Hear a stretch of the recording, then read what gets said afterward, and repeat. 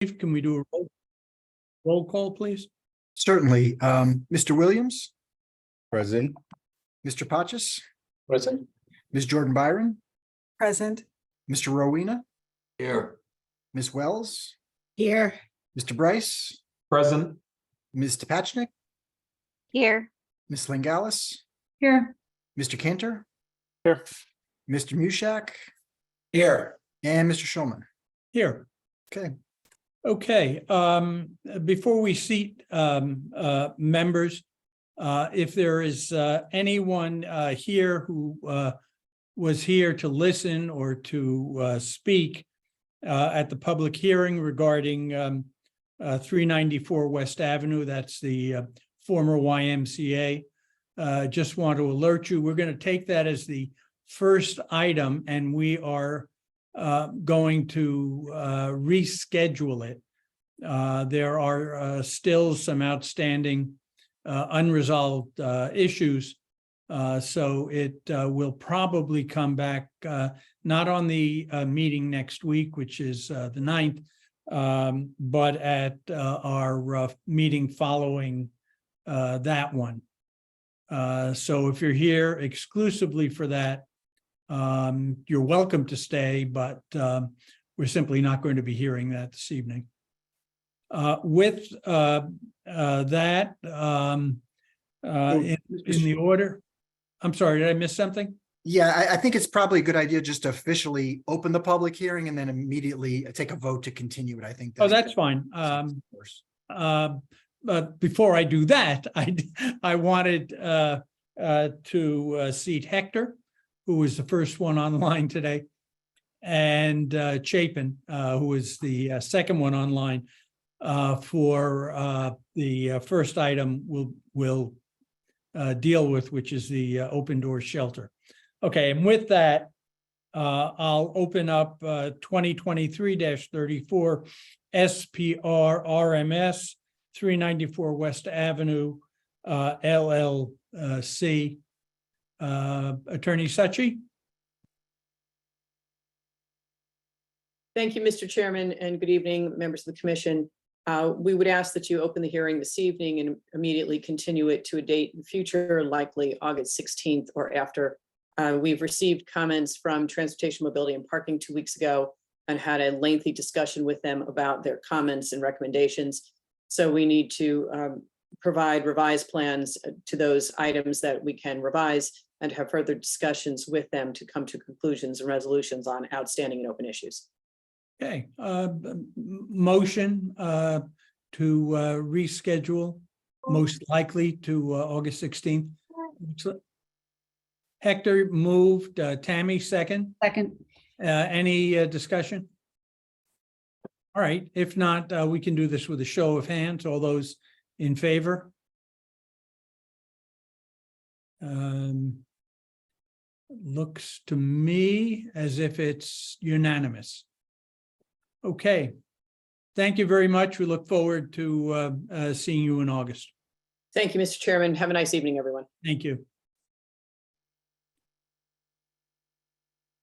Okay, the first action item 04-20 SPR, the open door shelter, 24 Berkeley Street. This is a request for a modification to a previously approved site plan review application for a 5-unit townhouse. You may recall this was under a different ownership when we approved it. Who is representing the open door shelter? Would be me. Okay, You ready to go ahead? please. Oh, lovely. Hi, I'm Michelle Condorino. I am the executive director of Open Doors, the Open Door Shelter, Inc. Thank you very much for having us here tonight. We are requesting a modification to the design of the building, which the architect and his I'm not sure. Yeah, I'm here, Michelle. Oh, For there you some are right there. reason, for So some you're reason, under my I'm- name. I'm incognito as you for Yeah. some reason. Okay. Um, My name is Mark Joyce, by the way, everyone. yes. Hi, sorry, sometimes it's playing like a very big game of tic-tac-toe. So we purchased the property with the drawings and approvals last April. I believe we made the purchase. And have really designed this project to serve extremely low income, so below 30% or below area median income families who are living and or working in Norwalk. And this is, I think, important to note, our intention is not to serve people who are experiencing homelessness. Our intention is actually to stabilize households in the Norwalk area so they do not experience homelessness.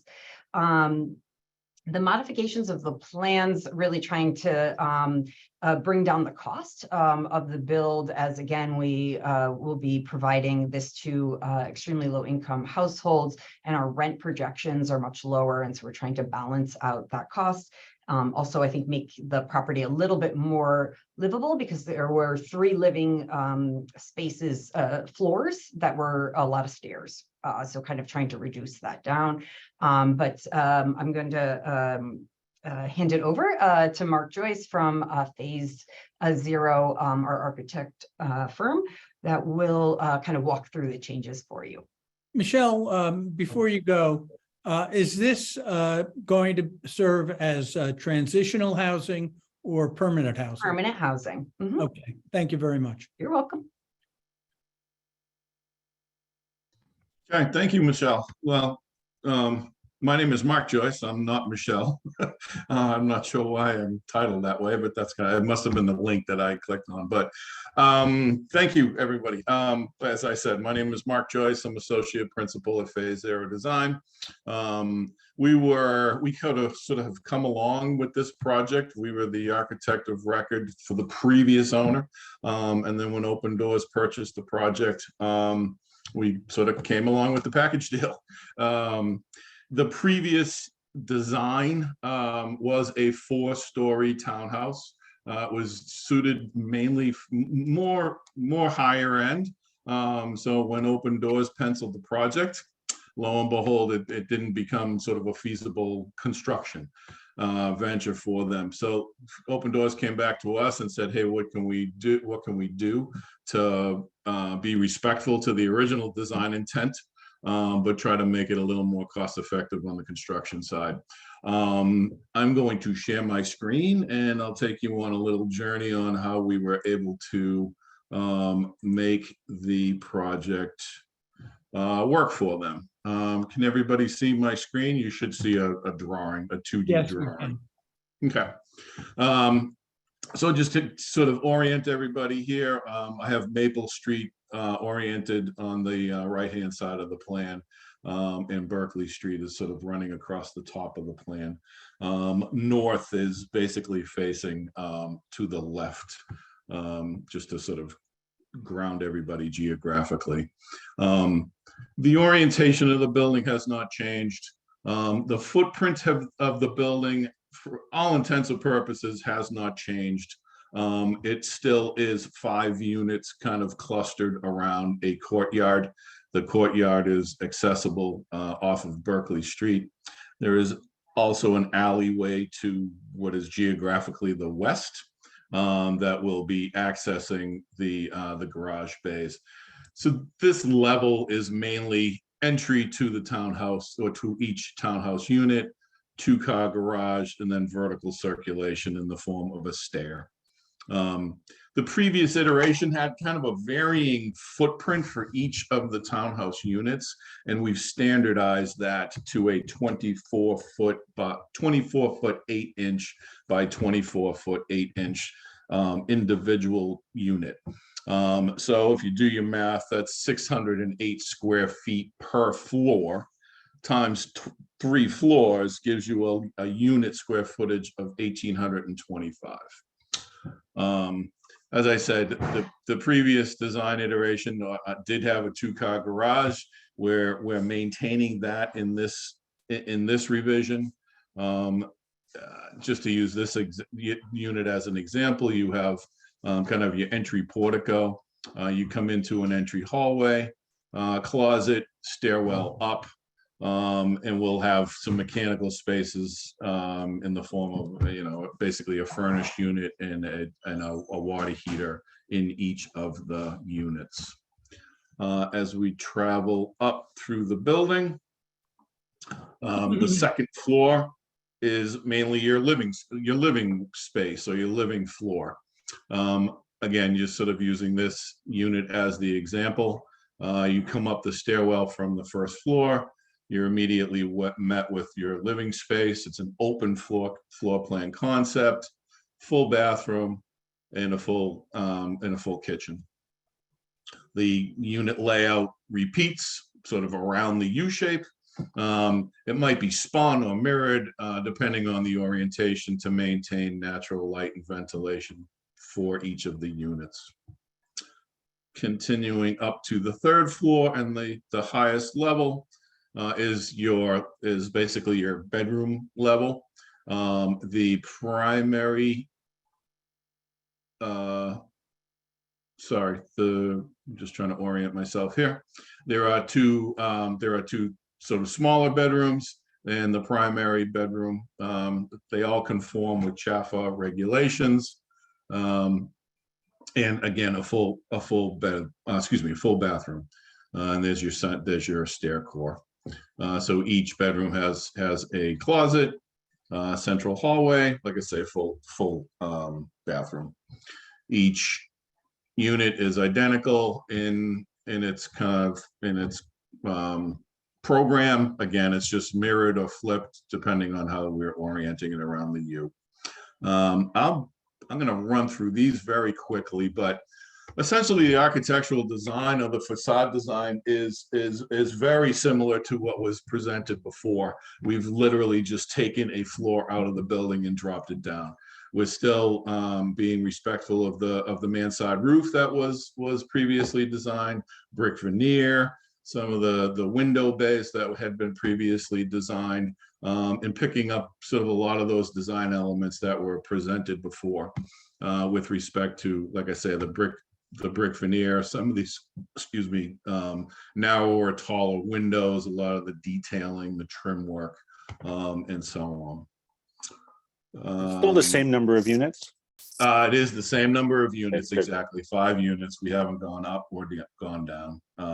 Exactly five units. Like I say, if you can see my little cursor here, 5 units clustered around a U shape. Like I say, I'll breeze through this. This is kind of the material palette, and in fact, it came from the previous presentations and previous construction drawings that were prepared. The brick veneer is going to be a sort of a varying color palette of grays or blacks. Asphalt shingles also in that kind of gray tone architectural style. The paint trim is going to basically be an off-white. We do have some trims in cast stoning, like over the windows, and a water table detail that runs around the base of the building. Again, those all sort of be in that kind of traditional gray tone palette. I know I was saying gray tones. These renderings really don't sort of reflect that gray tone, but this is a view of the development sort of on the corner of Maple here and Berkeley there.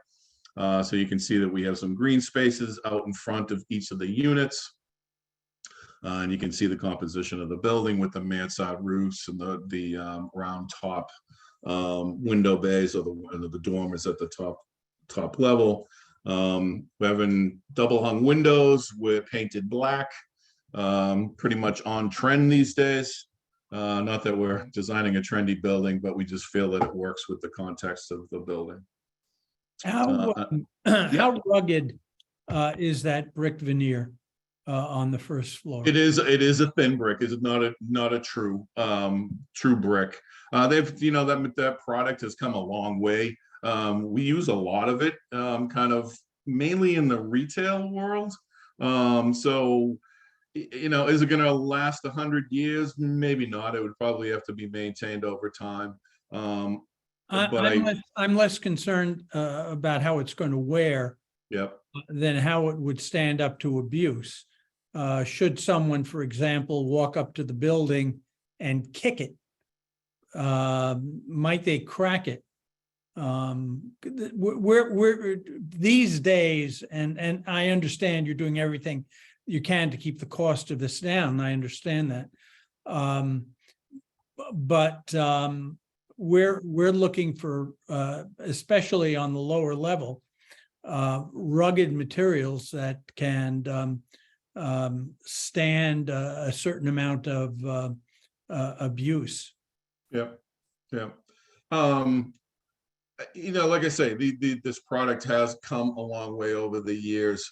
Is it as durable as a full brick veneer? No, it is not. I'm not going to tell you that it is.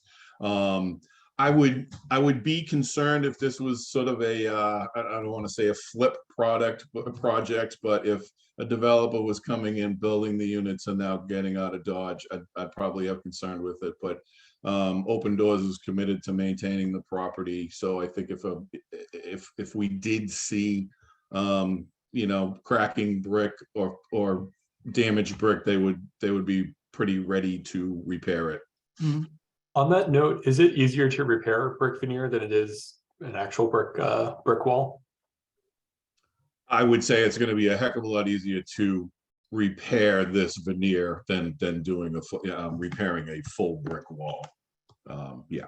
Gotcha. Thanks. It essentially it gets installed on the sort of your first part of the product is basically a galvanized metal grid system that gets screwed to the building facade, and now the bricks get adhered and affixed to that grid system, and then ultimately they're mortared very similar to a traditional brick.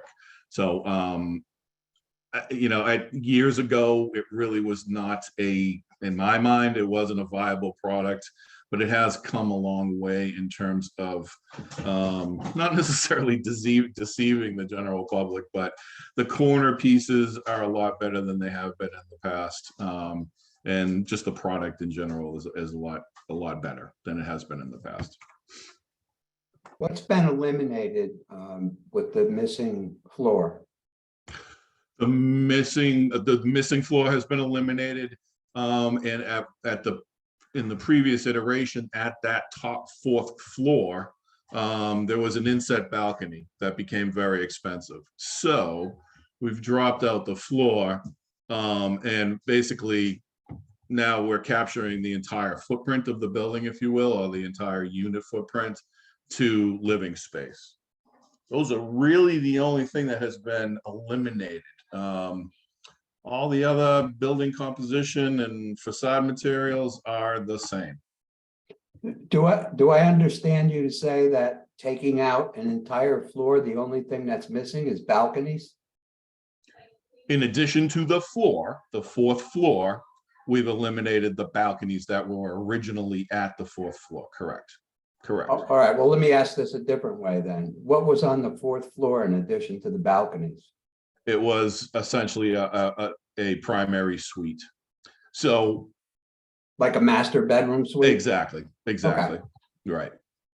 I think we So also we've- had 3 bathrooms originally, and now we have 2. Right. Yeah.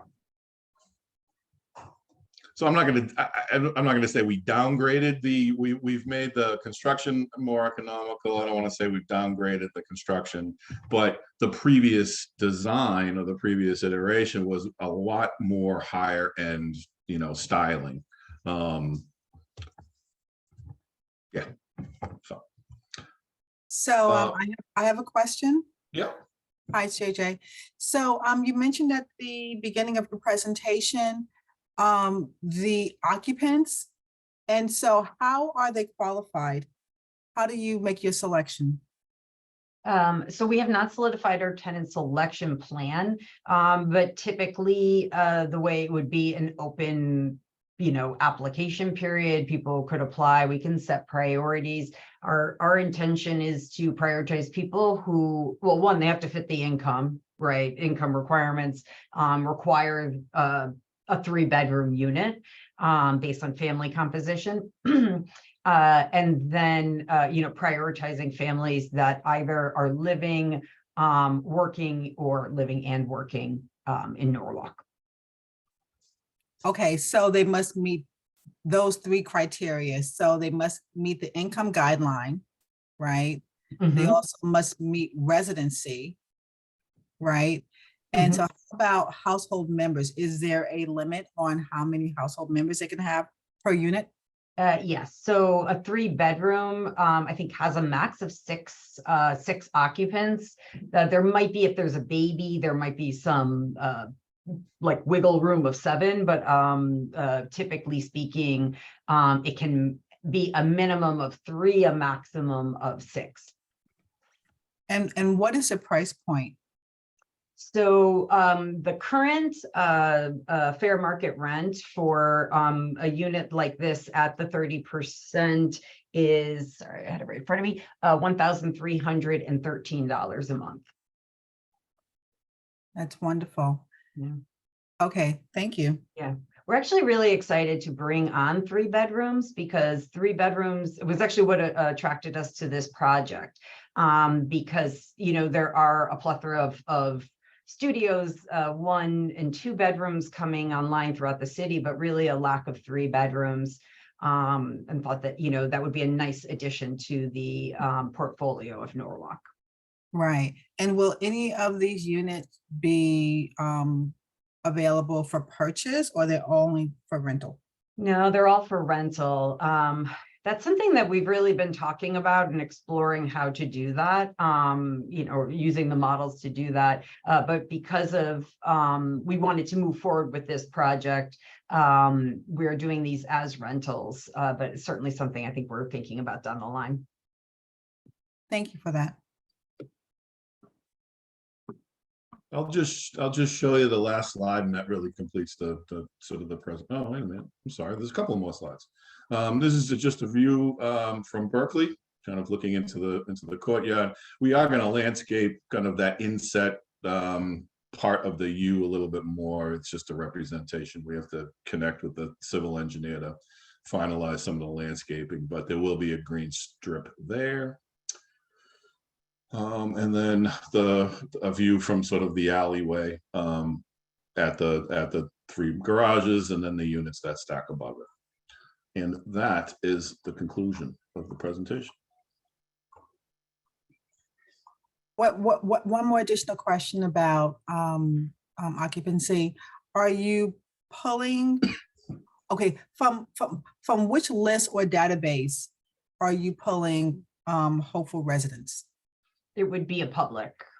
Public. Yeah, we would not do, if people are familiar, Open Doors has the Financial Opportunity Center.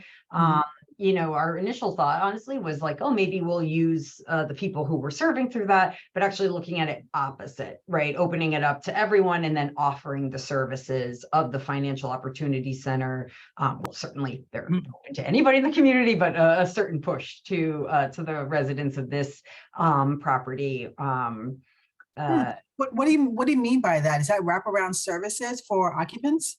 So our Financial Opportunity Center helps people connect to income benefits, employment services, workforce development, and financial coaching. Wow. Okay. I mean, that's amazing, but that would be offered to anyone who is a occupant of this unit, regardless of what list they came from? Correct. And that's actually offered to anybody in Norwalk who's at 40% or below area median income. And strongly encourage people to take advantage.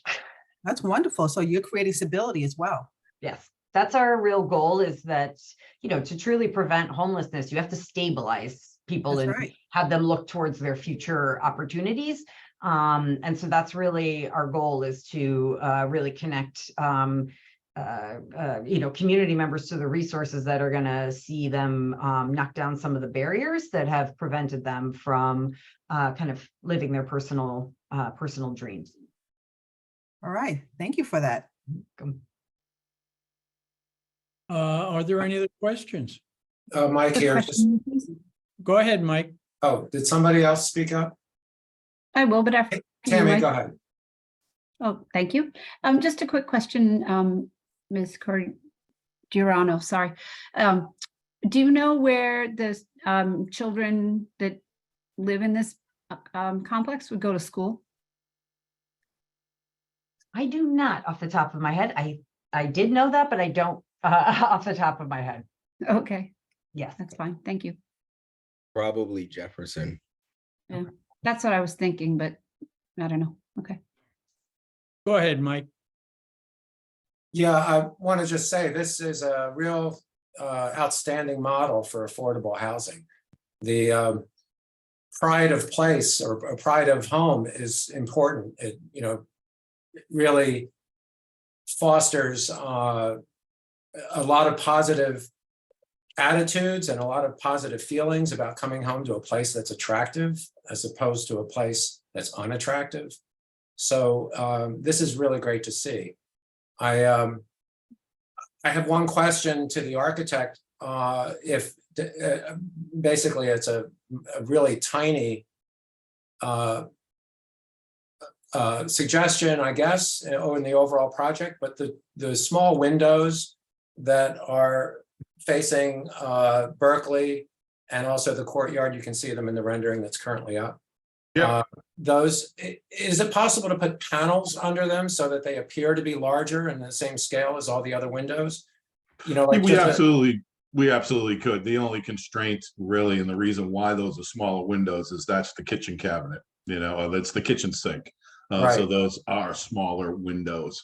But we absolutely could do sort of a raised panel detail as opposed to this, implied brick fix. Absolutely.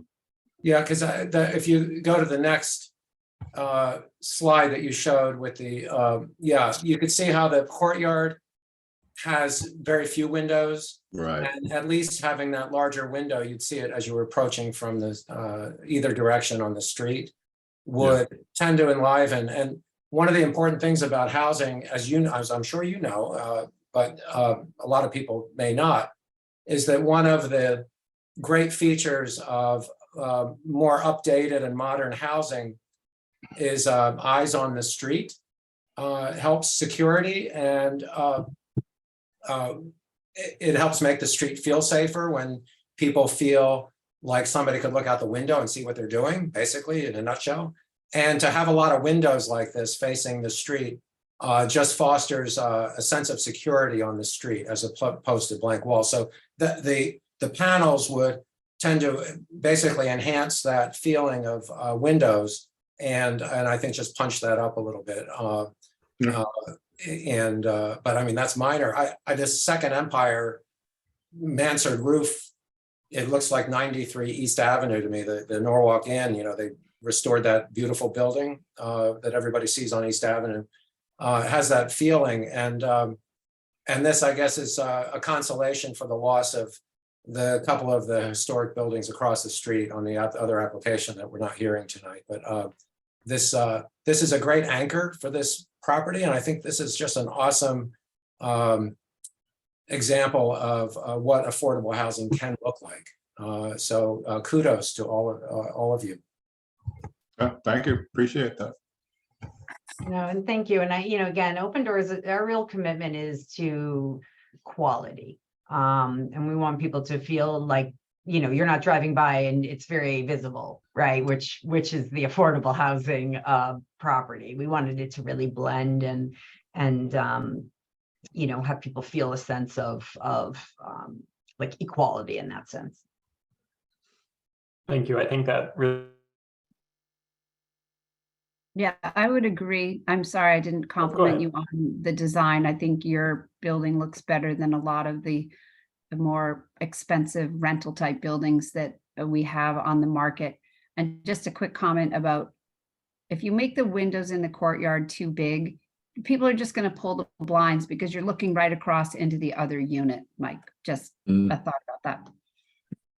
Right, and I wasn't saying make the windows bigger, just put a panel in below the window that looks like, you know, the window, it just visually makes the window look bigger, but it's really Oh, just. like a sill on the flat- bottom, you mean? Like a window sill? Yeah, like a flat panel, you know, just a rectangle panel that would be the same material as the trim. Gotcha. Like the one on the top, do it on the bottom. Exactly, Yeah, exactly. Okay.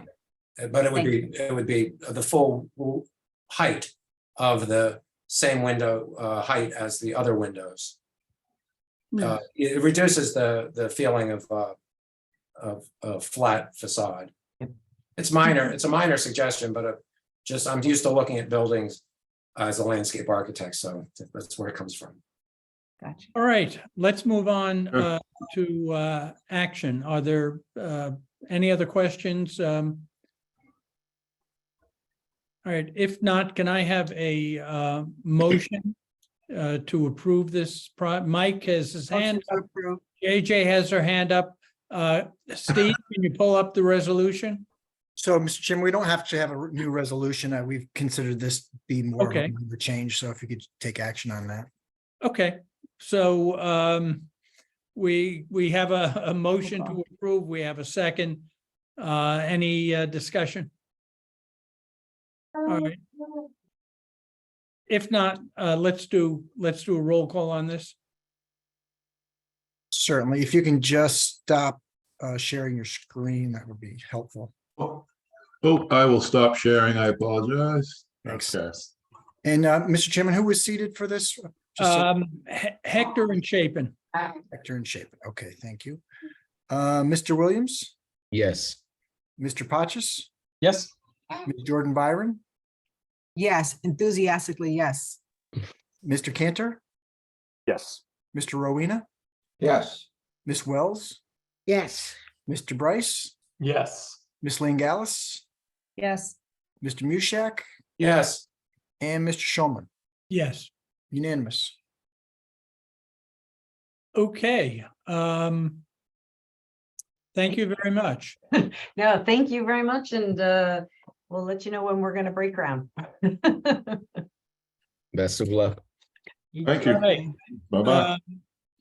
For the second item, I'm going to seat Chapin and Anna. This is 2023-44 SA, City of Norwalk, 1 Meadow Street Extension. Special appropriation request for street intersection sightline improvements and stormwater flooding report and recommended action. This is the additional money to support the new South Norwalk school. Who is going to present on this? I am. Alan, go ahead. Good evening. Alan Lowe on behalf of the city of Norwalk. I think this is tied to the a subsequent request the city is submitting for special permit on it, which is South Norwalk School. As you know, the property is the old Hedge and Bailey property. The city acquired it last year for proposed new South Norwalk School as a neighborhood school. A couple of things that comes up regularly in our conversation. This existing drainage issue at the intersection, as well as the kind of unusual intersection with the traffic lane doesn't line up exactly to each other. These are existing conditions, but at the same time, it does impact the future of the school operation and all. The solution to these problems or improvement to these conditions falls under DPW and traffic mobility. In an effort to, as a joint effort between the city, within the city itself, between the school construction project as well as DPW and traffic and mobility. We identified these two problems that those departments would like to kind of improve on. And with the help on the, as is interest to the school project, we are looking at funding that's left over from two projects. One is Pona School, The other one is from Jefferson School, the excess funding that we have. So we want to use that money to support those efforts so that so the traffic mobility and DPW can be proceed with design evaluations and design concept to how to solve this problem. Potentially, there's no price tag on the improvement yet, but at the same time, this will help them to do design services as well as start looking at see how much it is, and potentially they may come back in the future to request additional funding, but it will be outside of the school construction aspect of the project. So we're looking for special appropriated $2 million with funding in existing accounts. Steve, can you put up the resolution on this? I think Brian has it. Yeah, there you go. Thank you. Okay.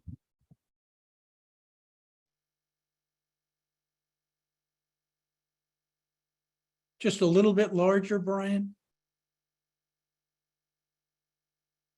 Thank you. Mr. Sherman, may I interrupt for just 1 second? Sure, go ahead.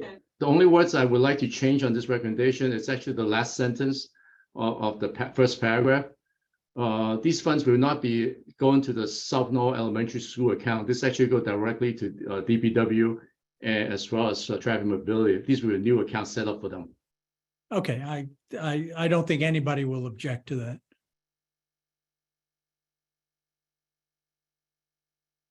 Does anyone have questions for Mr. Lowe?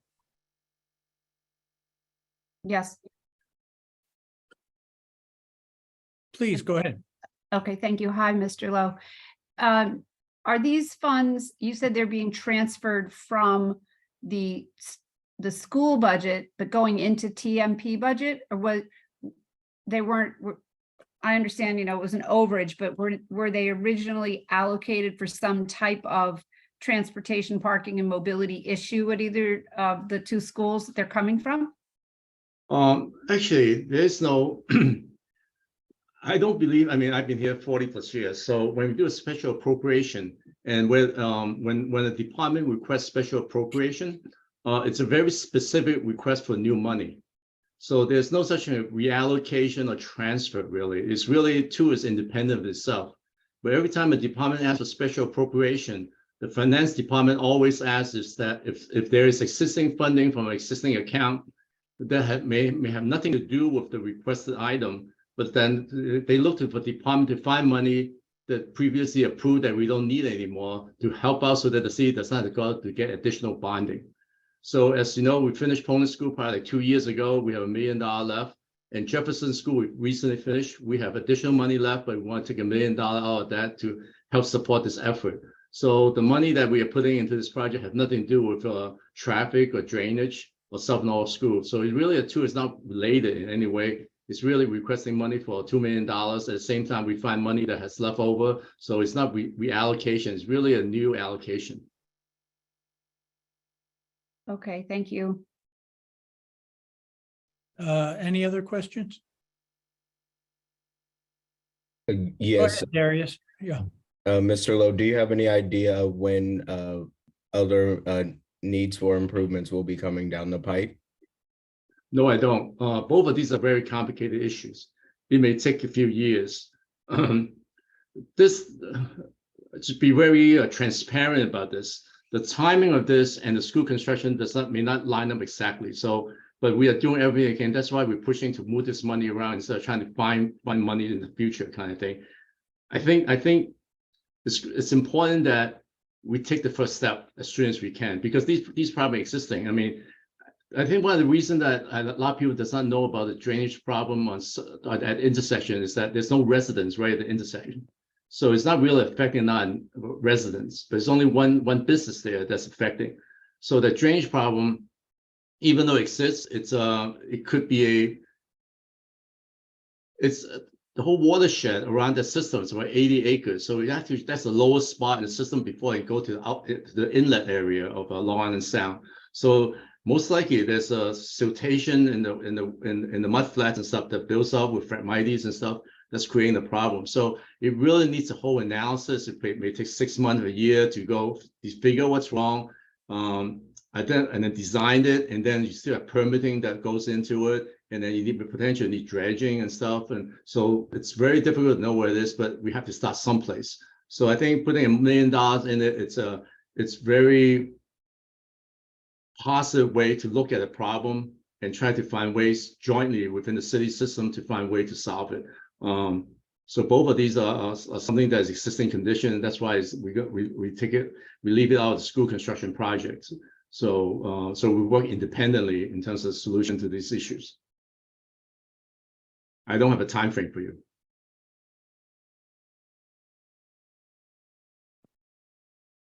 Any other questions?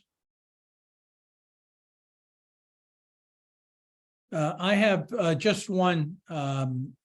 Typically, this work would be part of the overall project. In this case, it's being handled somewhat differently. I would only ask that the departments involved keep our staff notified of how this is proceeding and where it stands.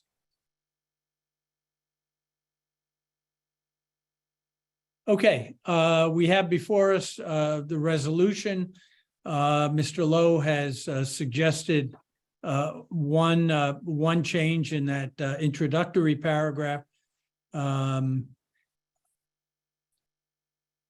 rest of this looks frankly quite straightforward. Do I have a motion to approve? Richard has moved, and I'll take Darius's attempt to get his hand up first as a second. We ready to call the question, or are there other questions for Mr. Lowe? Okay, let's do a roll call. This is to approve the movement of the $2 million to address these two issues. Okay, Mr. Williams, Yes. Mr. Cantor, Sorry, yes. Ms. Jordan Byron, Yes. and I believe Ms. Tabachnik was seated, correct? That's correct. Okay, Yes. and Mr. Rowena, Yes. Ms. Wells? Yes. Mr. Bryce, Yes. Ms. Langalis, Yes. Mr. Mushak, Yes. and Mr. Schulman. Yes. Okay. Okay, the next item is the 824 referral. This is 2020, again, we're going to seat Anna and Hector for this one. And for the last one, it'll be Hector and Chapin.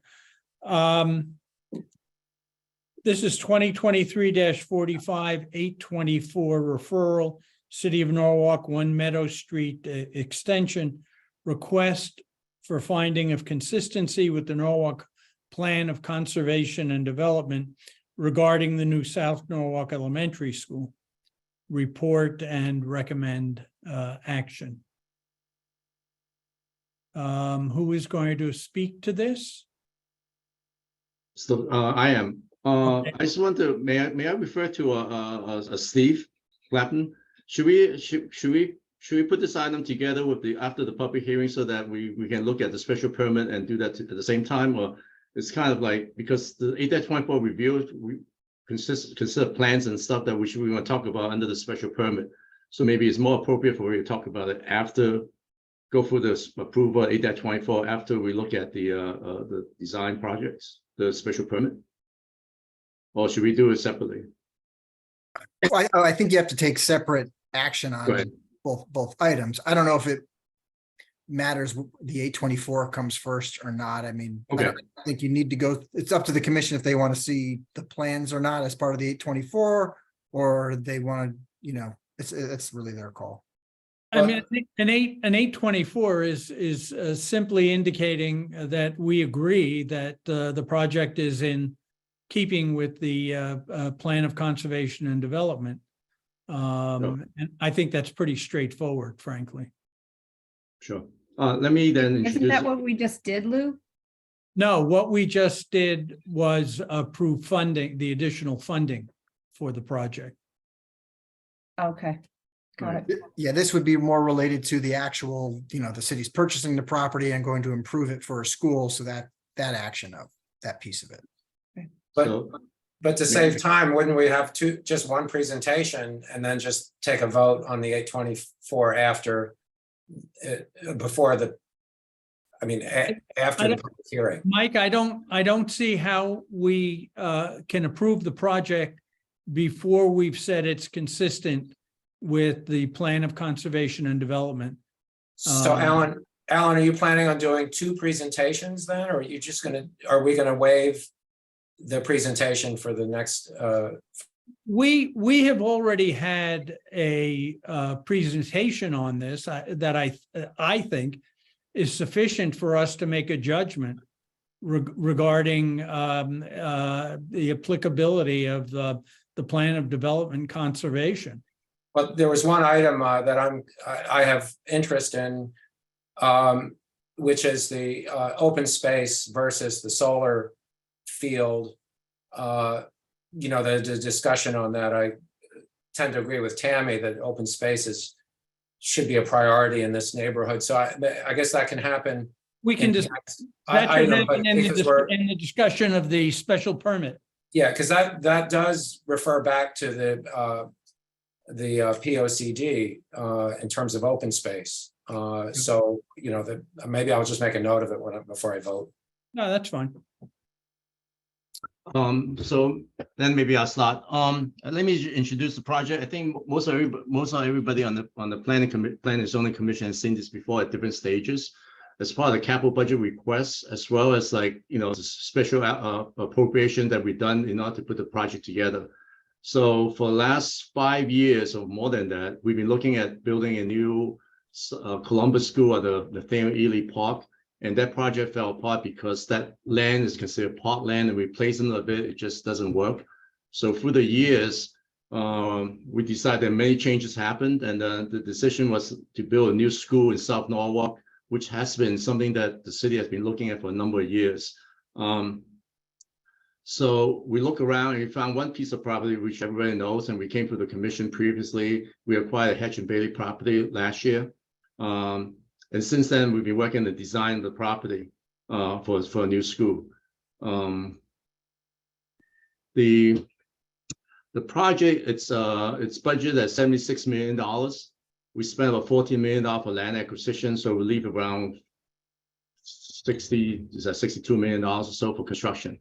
Actual hard construction cost is about $50 million, 50 million plus actually, well, probably 54 or so. We have gone through preliminary schematic design development and construction. We are in the process of construction document. The school is full capacity. Maximum capacity is about 682 kids. But typically, we fill a school around 85% to 90%. So we never really want to try to fill the school 100% because there's room for flexibility, and the classroom just doesn't fill up exactly every time. So again, we're looking at 682 kids, but the strategy has always been sort of 85% occupancy is the ideal benchmark kind of thing. Basically, the school has going to be 4 sections. 4 sections means every grade has 4 classrooms. The way it's designed now is that it's pre-K has 2 classrooms, and then the first grade has kindergarten to 5th grade. Each grade will have 4 classrooms. In addition to that, we actually create 3 additional classrooms in the project, so that in the event that certain year there's an increase in population, we can absorb that as an extra classroom, and that classroom will grow up as the different grades. So we gain some flexibility within the education structure of the school. It's always a challenge for the staff to when to bring it to the planning commission. So when we bring a project to the planning commission too early, some of the design ideas and programming hasn't been fully developed. But sometimes when you bring it too late, everything's all designed, it's hard to make changes. So it's never a perfect time, but we always try to figure out what's the best time to bring it in. So for this project, we're bringing it this time. We have started construction document phase, beginning of it. So there can still be ability for us to make changes, but at the same time is the building programming, placement of building, it's pretty much set at this point. So Alan, finding a balance. I'm gonna interrupt you Sure. because I think you're giving us more information than we need to act on the 824. Okay. I have the referral in front of me. It has only 4 items. The first is that the Norwalk Public School System is the most successful city system in Connecticut. That comes from Chapter 5, a community committed to lifelong education. And 2, that Modern Schools for Growing City Plan provides new and renovated schools to alleviate overcrowding and better serve students. Number 3, that phase 1 of the plan specifically lists a new school, including magnet programs with new and renovated buildings in South Norwalk where the need is greatest. And then finally, to continue to update, modernize, and maintain Norwalk's infrastructure and city facilities. The other commission members may feel differently, but it seems to me that this is rather simple and straightforward. And unless commission members object, I'd go right to asking for an approval on the 824. I agree. And I also want to thank Alan Lowe for explaining that, staff had that difficulty in deciding when to bring that and how that intersects with the construction document, so that there is still flexibility. Thank you, Alan, for that. And I'm comfortable with voting on the 824 now. Okay, is that a motion? Is that a motion to approve? Oh, Mike? yeah, I guess so. Let's make it a motion to approve. Okay. But Is there, I'm open to having hear what everybody else has to say. is there a second? Richard has seconded. Any further discussion, questions, conversation?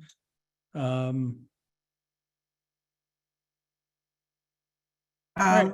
Yes, Yep. I have a, Go ahead, JJ. so what about what is this, I guess we're gonna hear at the special hearing, those who have issues with the fencing and the perimeter? Well, that can all be discussed as part of the public hearing. Thank you. Okay, I didn't want to miss the opportunity to hear that. Oh, that's fine. All right, thank you. Is there anything else? All right, if not, Steve, let's go to a roll call. Certainly, Mr. Williams, Yes. Ms. Jordan Byron, Yes. Mr. Patches, Yes. Mr. Cantor, Yes. Ms. Tabachnik, Yes. Mr. Rowena, Yes. Ms. Wells, Yes. Ms. Langalis, Yes. Mr. Mushak, Yes. and Mr. Schulman. Yes. Okay, the 824 referral passes unanimously.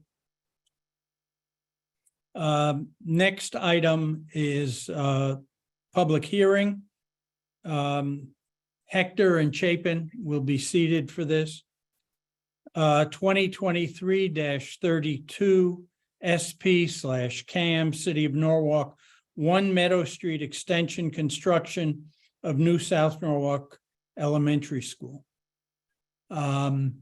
Let me explain for public members who may be here how these hearings are conducted. I have an ice cream sandwich. The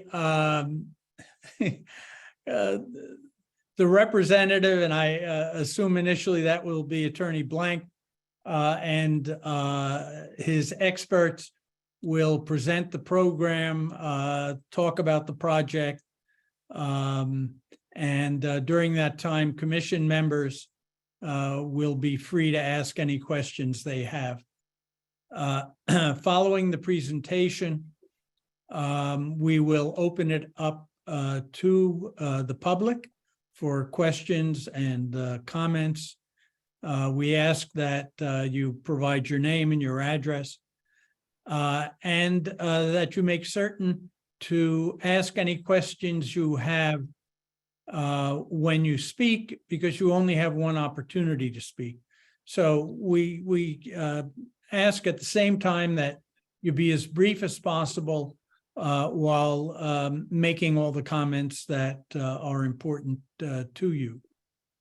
When everyone in the public has asked to speak has had an opportunity, we will turn it back to Attorney Blank and the consultants to respond to what they've heard from the public. Again, during that part of the process, the members of the commission are free to ask any questions they have. That includes members who have not been seated. Once that is concluded, we will close the public hearing and hopefully move on to action on this item. With that, I'll turn it over to Attorney Blank. Thank you, Chairman. Adam Blank, attorney for the City and Board of Ed on this project, live here in Norwalk, and we'll say Alan said that on the 8-24 referral that this was sort of a 5 years in the making type of a project. I can say, when my daughter went to Columbus Magnet and was a kindergartner there, I was on a planning committee for the new South Norwalk Elementary School, and my daughter's now in 8th grade.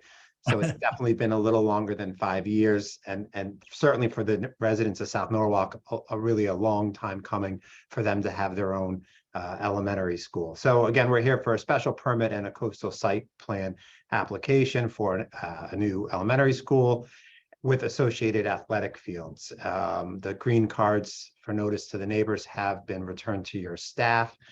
I'm going to give you an overview, and then just I'll run through the names of the folks involved in the project who you'll hear from tonight.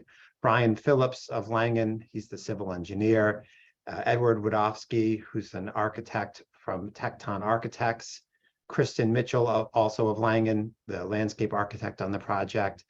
Chris McLean, also of Langen, the traffic engineer. You'll hear presentations from those folks in a few moments. And then Alan Lowe, who you know well and heard from already tonight from the city, and Dan Phillips, the project manager for City of Norwalk, are also on the Zoom and will be available to answer questions as they come up. I'll give you an overview and answer some of the questions that came up at the last meeting. So let me just share. So you should be able to now see on my screen. Maybe zoom it out a little bit. So here, this is our site here, outlined in blue. It's just over 12 acres, One Meadow Street extension. It's the D residence zone, former Hatch and Bailey lumberyard, and then in the back was this nursery that operated on the back of the site. Again, it's a elementary school with 127 parking spaces, athletic field, and some playground areas. The proposed school itself would be sort of in the middle of the site. Oops, sorry, parking up front. Athletic field sort of mid to rear of the site with a couple playground areas, and then more open space in the back end of the site. It's pre-K through 5th grade, building primarily 2 stories. Some of it will be single story, varying heights, but average height's going to only be 30 feet, which is rather low. Maximum height on the building's 40 feet, 65 feet is what's permitted in the zone. You heard it'll be built for 682 students maximum capacity, but again, we would estimate that at capacity will actually run closer to 85%, with about 146 of those students in the pre-K and kindergarten program, and with the school expected to open running something like K through 3 when and the opening year, it won't start off at that 85% capacity. It'll be less, and it will ramp up over a period of years. The current site is roughly 60% asphalt or impervious. With what's proposed, that's going to actually drop to about 30%. So we're cutting that down in half, adding quite a bit of water quality improvements, which you'll hear about in for the stormwater system. And that's in addition to the $1 million in funding that you just approved for DPW for drainage improvements right along the perimeter of the school. With respect to conservation efforts, the plan is, the expectation is to have rooftop solar installed on the school. And we've been working with SNU, the utility, to arrive at a feasible approach so that we can install ground solar in a portion of the rear of the site. We're trying to work out the details of that partnership now with SNU that would allow for both the rooftop and the ground solar. We have no objection to a condition of approval that we install rooftop and ground mounted solar in the rear of the school to the extent that it's feasible. And it's the hope that this will be 100%, that the solar generated will be 100% of the school's electricity demand.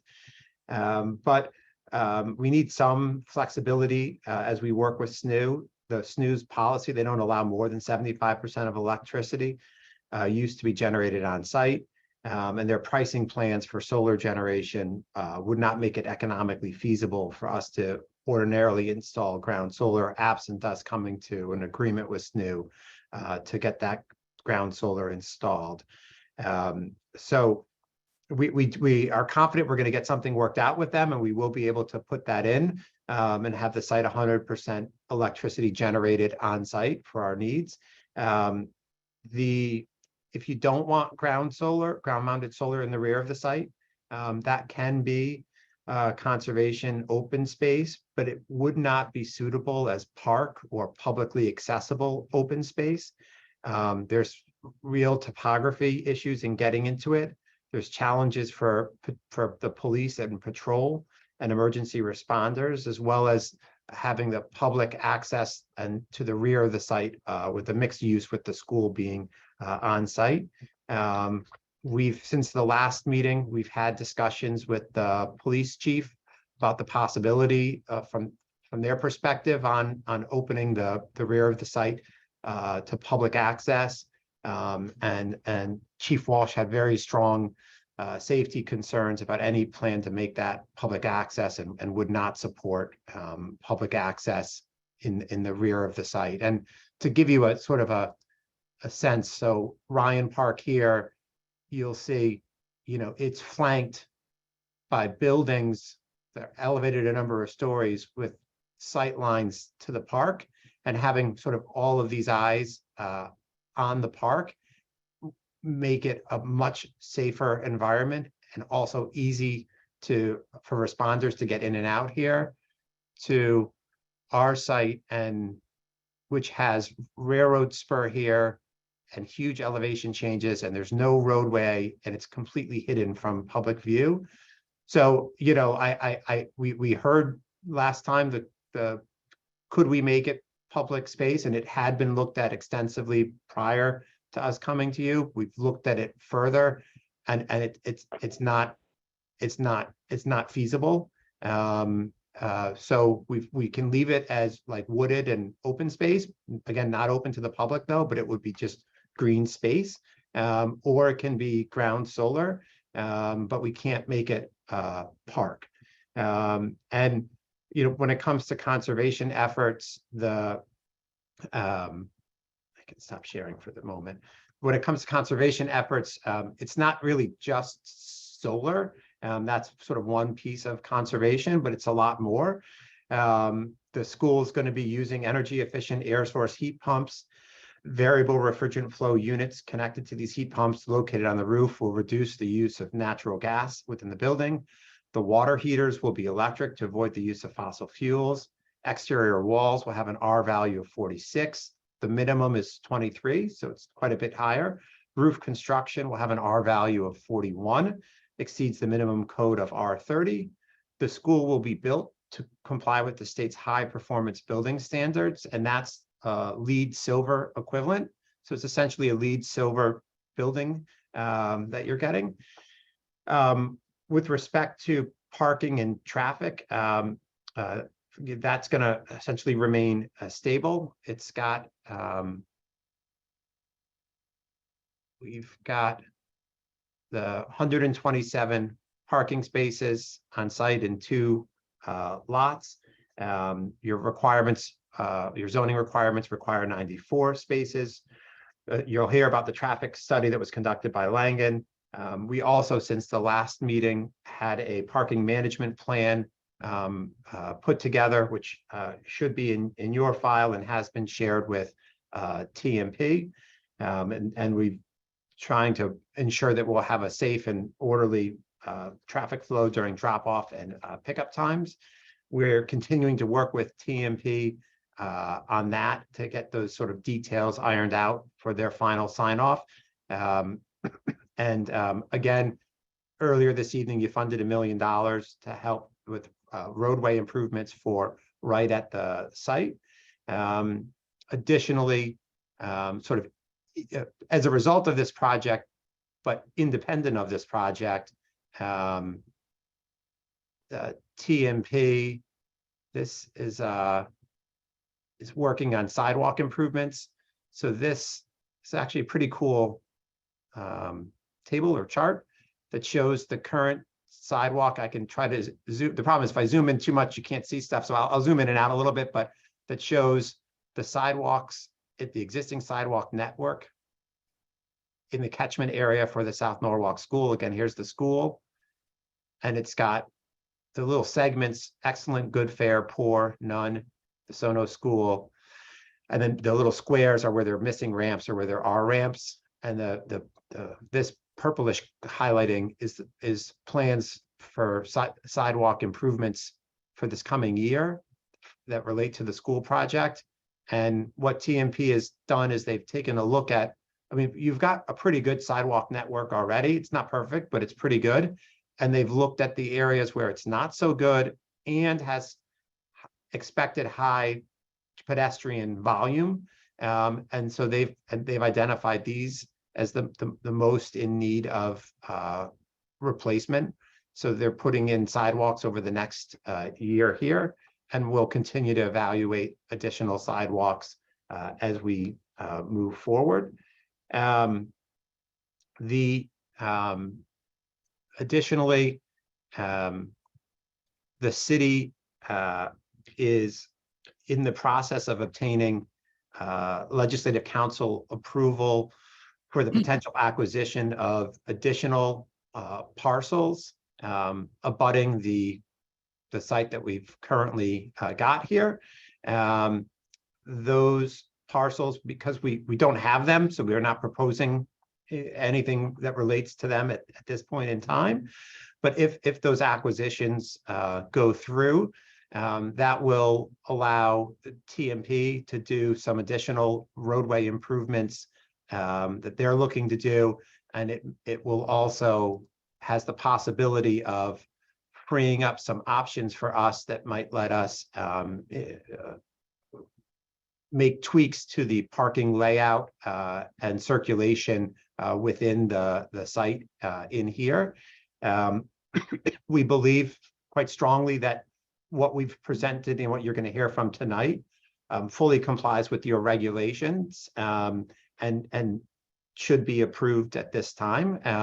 And if we're able to improve on it through further acquisitions, then there's a likelihood that 6 months or a year from now, we may be back in front of you with a minor change for improvements that we're able to make to the site, if that comes to pass. But we're going to keep working both with the council on getting those acquisitions approved and also with TMP and DPW so that we can make sure that we can, if we can make further improvements, that they're done in connection with those departments' needs for flooding mitigation and for their projects for some road work that will make this even better. You have a landscape plan that Kristen Mitchell has put together, and she'll go through that with you. I would note that in the one of the things with respect to solar that came up was whether we could put solar over the parking. I mean, that would it's proposed to be heavily treed.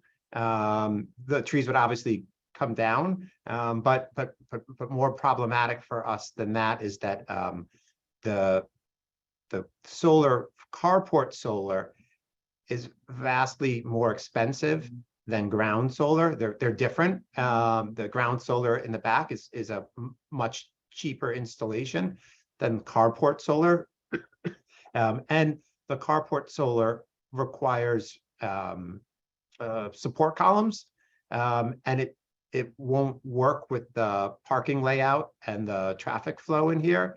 And so we are not proposing carport solar as a viable option for the project. It has been looked at.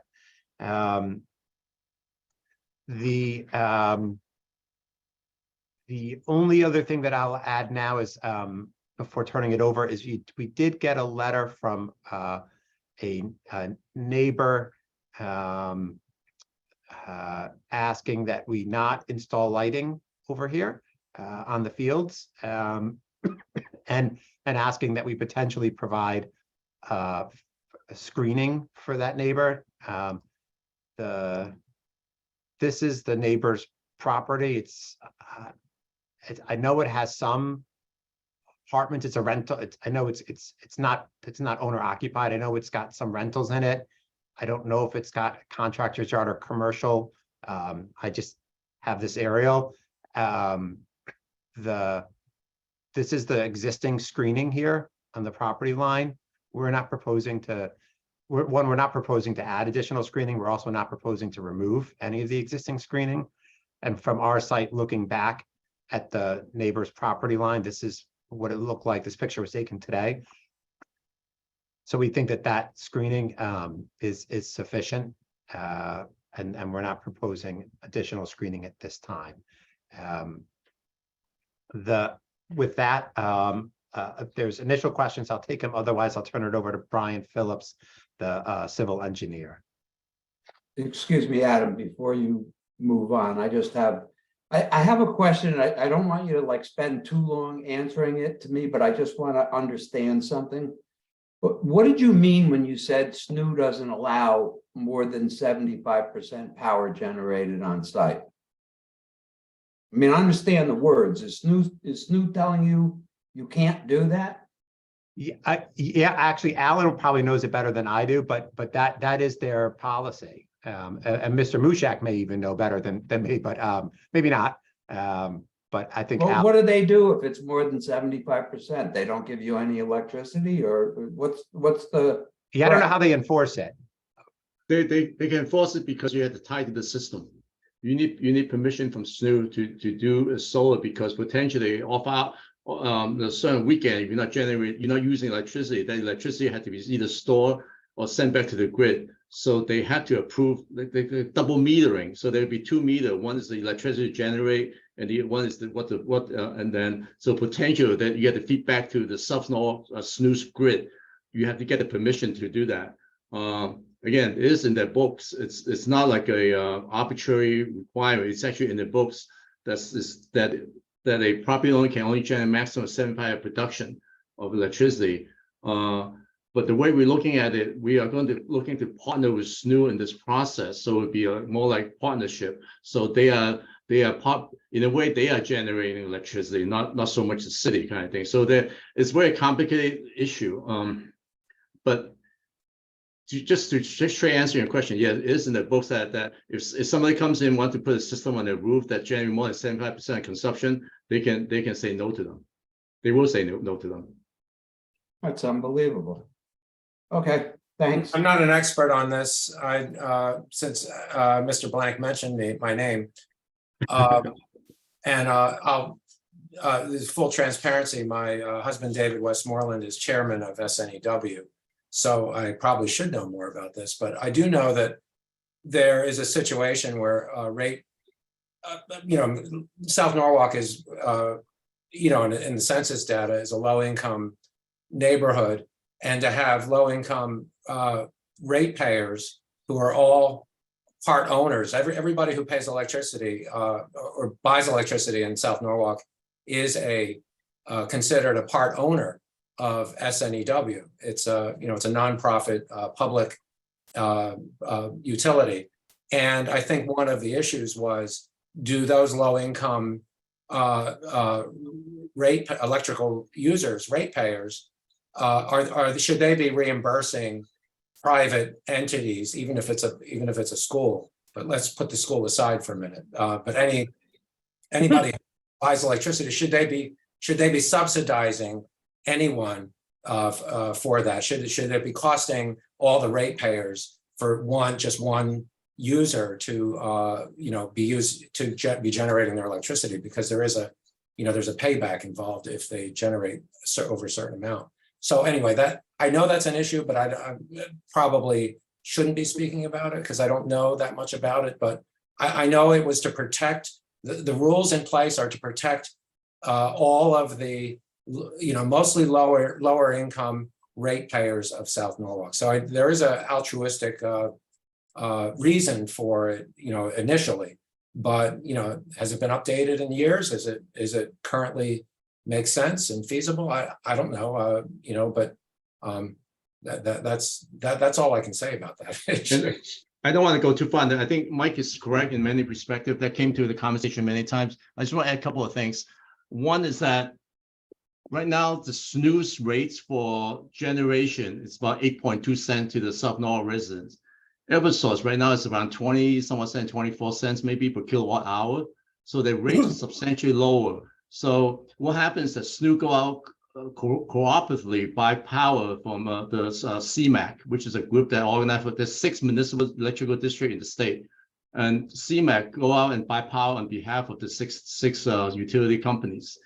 And they get certain rates, and they have to anticipate that they were buying so much power. But if the community generates electricity and if they don't buy enough of power, the rate will go up. So there's those conditions that can impact on their decision to keep it 75% per property. So there's a complex question, answer to the question, but there's a reason, there are legitimate reason behind it, as far as I know. Then I'll say it is believable. Thank you. I have, may I ask a question now, Chairman? I have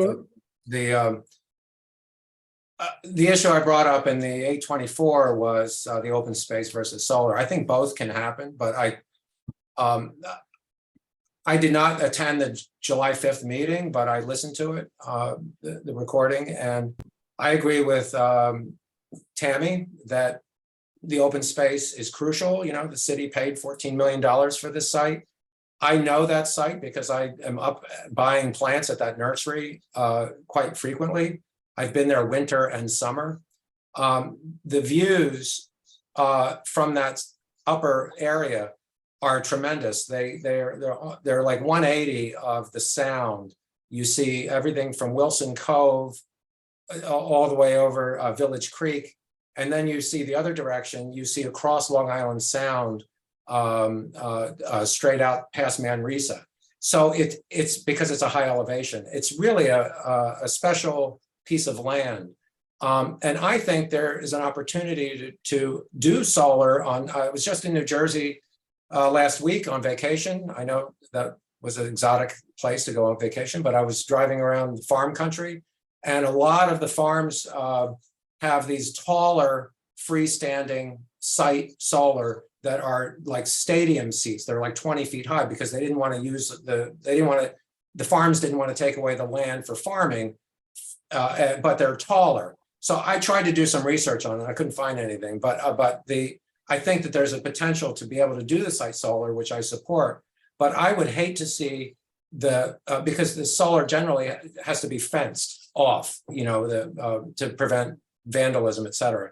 And then to take what is to me, a tremendous piece of property with great views that, may not be a public park, but it could be opened for programming with a nature center and with more of the meadow mix that's already proposed on the site by the landscape architect, is to do nature trails with meadows and have pollinating, educational signage for pollinating and for bobolink nesting, which is something that happens in grasslands. That's a bird, that's an endangered bird, but there's a lot of opportunity here, and it could be programmed for the entire Board of Ed or public school system, where this could be a place to do field trips. And it could be, because it's such a great site and it's open space, and the road going up to it right now, which I go up, it's steep, but it's not that steep, and it would have to be regraded. When you have a steep road, if you stretch it out, you lower the grade, as any engineer, landscape architect, or architect would understand. And so I think the road can easily be regraded so that it's a gentler slope, possibly even meeting ADA requirements to get up to that upper area, and just continue some trails, some mown paths. It doesn't have to be anything fancy, not increasing maintenance costs, but mown paths through meadow with possibly a pavilion that could be programmed. And I think that would be a great opportunity, especially in a neighborhood where, children are well known to suffer from nature deficit syndrome, which is not a disease. It sounds like one, but it's basically a lack of contact with nature. And, and this was the open space was such a big issue with the former location of the school on Ely, that it just struck me as counterproductive to take open space that we just bought at premium price and turn it into solar field. But I think that both can happen if we just put our heads together. That's all I'm going to say on this. And I think that I would hate to see that site be off limits because of its altitude and views and potential for its benefits to the school kids, as well as to the wider environment in South Norwalk, a place for birds to come and feed, and butterflies, et cetera. So anyway, that's all I'm taking a lot of time on this, but it was very important to me. And I agree with Tammy that that should be more dedicated open space than solar, but put the solar on the perimeter on taller structures. Excuse me, am I correct in understanding that the police chief has already opined on the ability to use this open space for exactly what Mike is suggesting? Didn't I understand that? Yeah, yes, yeah. I mean, and I will say, yes, he said no. And additionally, Mike, Mr. Mushak, sorry. One of the things just to keep in mind that because of the grade changes on the site, the way that the topography is going to be reshifted is to try to create a level field for the kids to play on, but that forces all the elevation change over here. If you tried to make it gradual all the way up, it wouldn't be that gradual. It would be much more, you'd have a very uneven field, is what I'm saying. Well, So, I don't want to get into the weeds on this, which is a bad pun, but the road is shown there in a dashed line, the current road. You can see it to the right of those two trees. That road is intact on that side, on that photo. There's no grade changes shown on the grading plan. That road can be shifted to the right, following the diagonal lines, basically. Right, exactly. And that would provide a sledding hill, for instance, that could be open at certain times. I'm not suggesting this be a public park, as as the police chief has already opined on, but just to be more programmed space, place to fly a kite. I think Tammy was referring, and you can correct me, Tammy, but Row 8 School is an open space that's used by the community and it's cherished. And why can't we have something similar in South Norwalk that's an open space that's cherished, but may not be open 24/7 to the public, but at certain times, and with a gentler road going up, it would allow for access. I think I don't want to take the time now. I just think that I don't want to miss an opportunity to do something really fabulous here, that if we move too fast, we miss an opportunity. That's all. Okay, so I understand you to say what you're proposing is there be supervised activity. Yes, Right, Mike. So the school would have to provide supervised activities, or the park department would have to, in order for it to have any use whatsoever. yes, Your park. yes, it would be programmed. A programmed space, not a. Should does a school have the staff and the interest to program that space? Or would we be better off to use it, as they already suggest, for generation of solar energy, which is really very important, and very important to South Norwalk and to the kids that go to the school. I mean, the future of our planet is really. Well, for the record, I suggested we can do both. We can push the solar to the perimeter and maintain the open space in the center, which has the great views. You're going to have these solar panels with one of the greatest views in Norwalk, out over to Long Island and out over the Sound. To me, it's not just this back lot that is, doesn't have any relationship to the surrounding terrain or the Sound. Useful if people are up there to see the great views. If the police chief does not want it used for public activities, and the school system is not interested in having another burden of public, programming it, I think it's. Well, we have volunteer organizations all over Norwalk that can fill in for, paid staff and whatever. I'm just throwing this out there. I'm not suggesting this. It doesn't have to be a zero-sum solution, solar or open space. It can be both. That's why I'm just saying, look at it. We have a lot of smart people are on this Zoom call right now. And I think that we can come up with something that provides both. That's all. If I could jump in for 1 second, I know Brian's going to walk through the site. That struck me as well when I went to the site the first time I visited the site, was the views. So we did map out and locate the multi-purpose fields, which, just for scale, which I don't think we said in our last presentation, the fields are roughly 100 by 300 feet. So that's actually just over 4 soccer fields if you laid them out side by side and had a little bit of wiggle room. Just soccer fields that are not a national soccer field, but children's age appropriate for the elementary school laid out. So just in terms of scale, we also noticed and definitely took note of the wonderful views that you see from up there. So we provided an accessible path of travel with a combination of ramps and sloped pathways to get from the elementary school to that multi-purpose fields. So that is provided, and just like you said, we are utilizing the grades that were there for that roadway. We utilize that and then regraded through there to create a meandering trail through and up. So that then you have a moment at the top. We enlarged, you'll see in the plans, a circular area that captures those views right before the multi-purpose fields. So again, just to reiterate, it's around 100 by 300 feet. Like 4 soccer fields stacked, if you were to locate those. I don't see how you get past the fact that the police chief has said that for safety reasons, he doesn't want it accessible.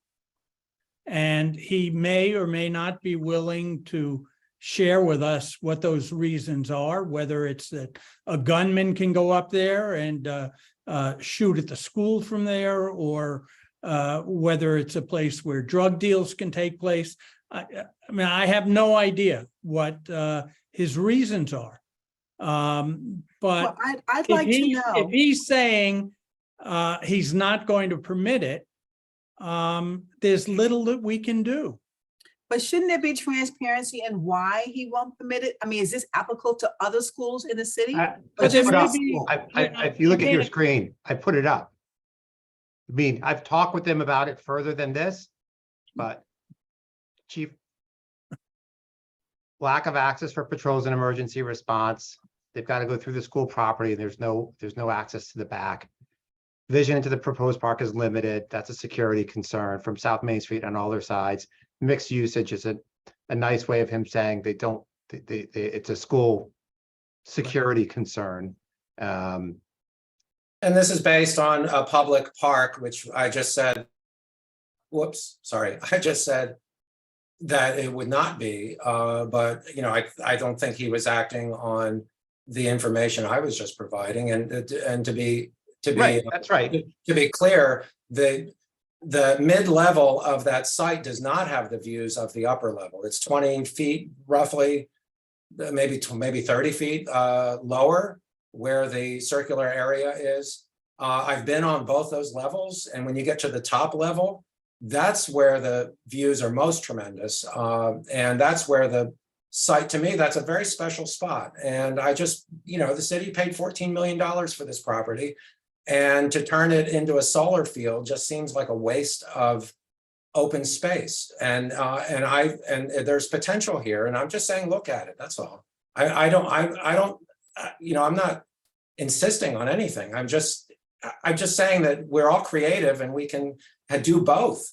We can put solar on the perimeter and have open space and have a pavilion up there in a nature center and really create the fabulous South Norwalk open space school that we have. We're almost there, but why take the most beautiful part of this property and turn it into something that you would see in an industrial park? Doesn't make sense to me. That's all. So anyway, we don't need to go. Do we want We're to really continue getting with the into this, presentation? too And much, I I think we think. can handle a lot of this on the other side of the conversation after the public hearing and into the this is- conditions, because I think there's a lot of good ideas and ways to bring it all together and weave this picture. Because I think there's so maybe we continue with, Lou, should we continue with the presentation, get to the public hearing and continue from there? Yeah, let's do it. And I respect the police chief, but I think we can't take what he said based on partial information at this point and close the subject. That's all. Mr. Phillips? All right. Good evening, everyone. Brian Phillips with Langen Engineering. We're out of New Haven. I'll share my screen here and just run through the site plans. Just to give an overview, you know, we've talked about where the site is, just to sort of give it a little more context. The topography, the existing grades of the site, you know, up here in the northern portion are around 85, elevation 85. And then everything sort of grades from north to south down to Meadow Street Extension, which is about approximately elevation 7. So there is about 80 feet of grade change across the property.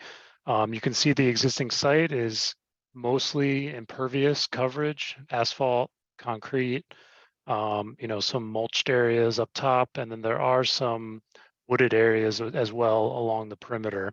You know, currently the stormwater for the site sheet flows from north to south, is collected in a catch basin network and then tied into the storm drainage network along Meadow Street Extension.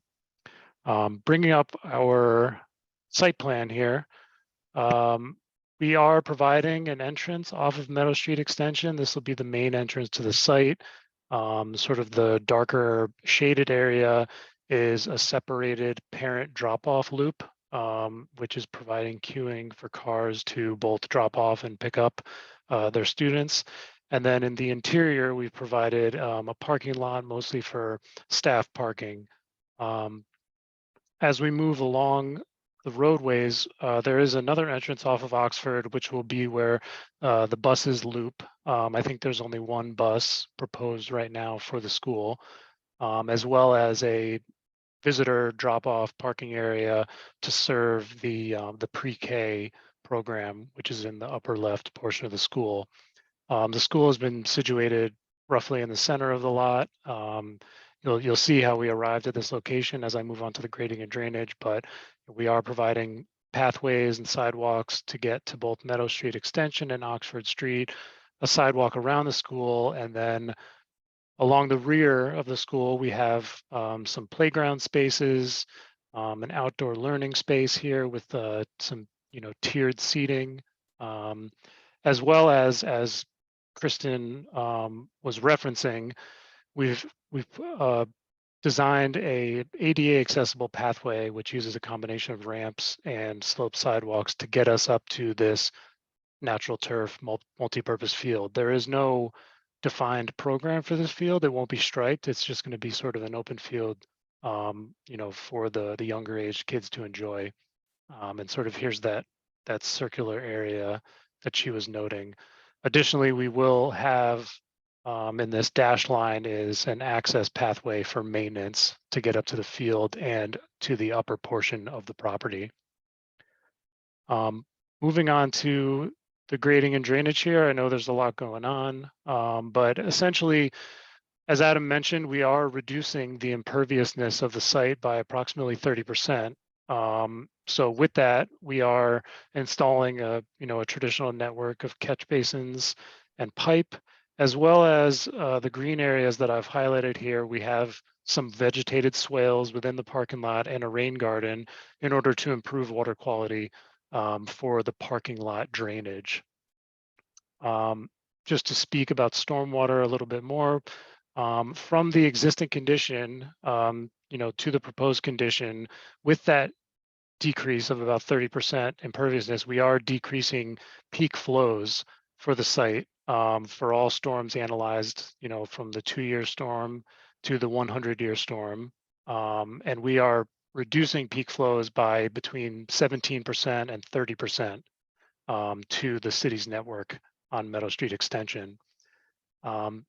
Sort of where the building was situated and the elevation of the building as well was kind of worked up from Meadow Street. We're providing an accessible pathway from pedestrians from Meadow Street to the school. And then in the rear here, you can see there are, some steep slopes. We're trying to maintain existing vegetation and trees as much as possible. And that's what kind of drives our grading. And then we are providing this pathway up to the fields. And then, as you can see, it's rather steep. This existing roadway here is about between 12 and 15% slope, whereas, an ADA accessible pathway can be a maximum of 5%. So just to sort of highlight some of the challenges with grading in the northern portion of the site. Moving on, we'll have utility connections down to Meadow Street Extension, similar to the existing condition, as well as a erosion control, a sediment and erosion control plan in order to control sediment during construction. And because of our disturbances, we will also have a Connecticut permit, a general permit for stormwater with the state DEP. I think now we're on to the planting plan, and I'll hand it over to Kristen. Sure. A question about your stormwater planning. You say you're planning, and I know that's what the city requires, for a 100-year storm. But frankly, we're likely to have a 500-year storm or an even larger storm. Is this being designed so it will have the resiliency to handle the larger storms that we're seeing? The 100-year storms that are happening 3 or 4 times a year, the 500-year storms that are clearly happening much more frequently. What kind of planning, if any, is done or has been done for those kinds of conditions? Sure.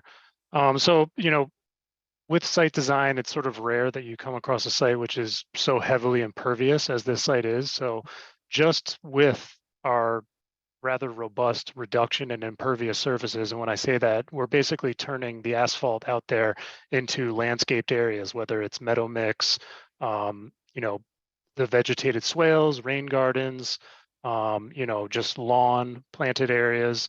We're reducing the amount of impervious cover where no stormwater can infiltrate into the ground by 30%. So just by increasing the amount of pervious surfaces, we're allowing the stormwater to infiltrate into the ground and not make its way down into the city's storm drainage system on Meadow Street Extension, which, as we know, has had some difficulties in terms of flooding, whether it is because of the tidally influences. But for all of those storms that you're describing, because of our reduction in perviousness, we will be reducing from the existing condition peak flows for all storms, even larger storm events. Thank you. I guess before I kick it over to Kristen, are there any other questions on what I've gone through here?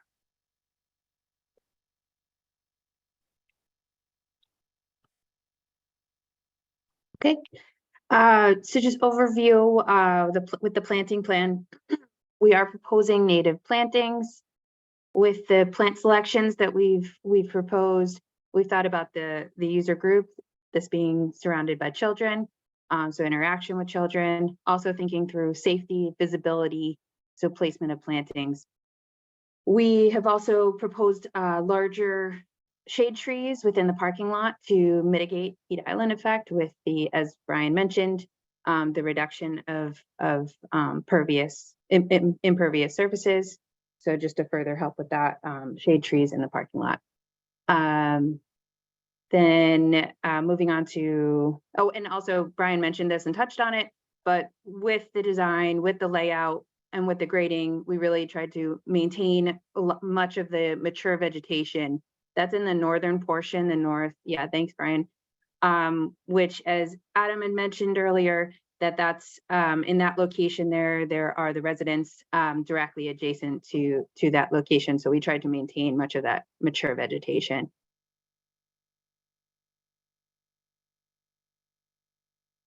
Going on to the lighting plan. So this is all the lighting was dark sky compliant, full cutoff, LED fixtures. So that's thinking through energy efficiency. We've had a lot of discussion surrounding that.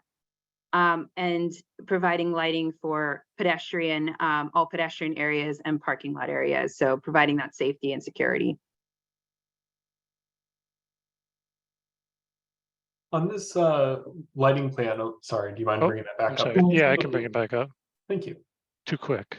If you can zoom in just a bit, it looks like some of the light might overlap neighboring properties. Is that correct? We tend to, if you can zoom in, so you can see there's zeros and 0.1. So yes, we've angled all lights towards the property. So those are actually, if you zoom in, those are actually zeros. Okay. Yeah. Your vision's better than mine. Thank you. We like to just show and make it clear that we are not, there's no light spill onto the adjacent properties. Thank you. You got it.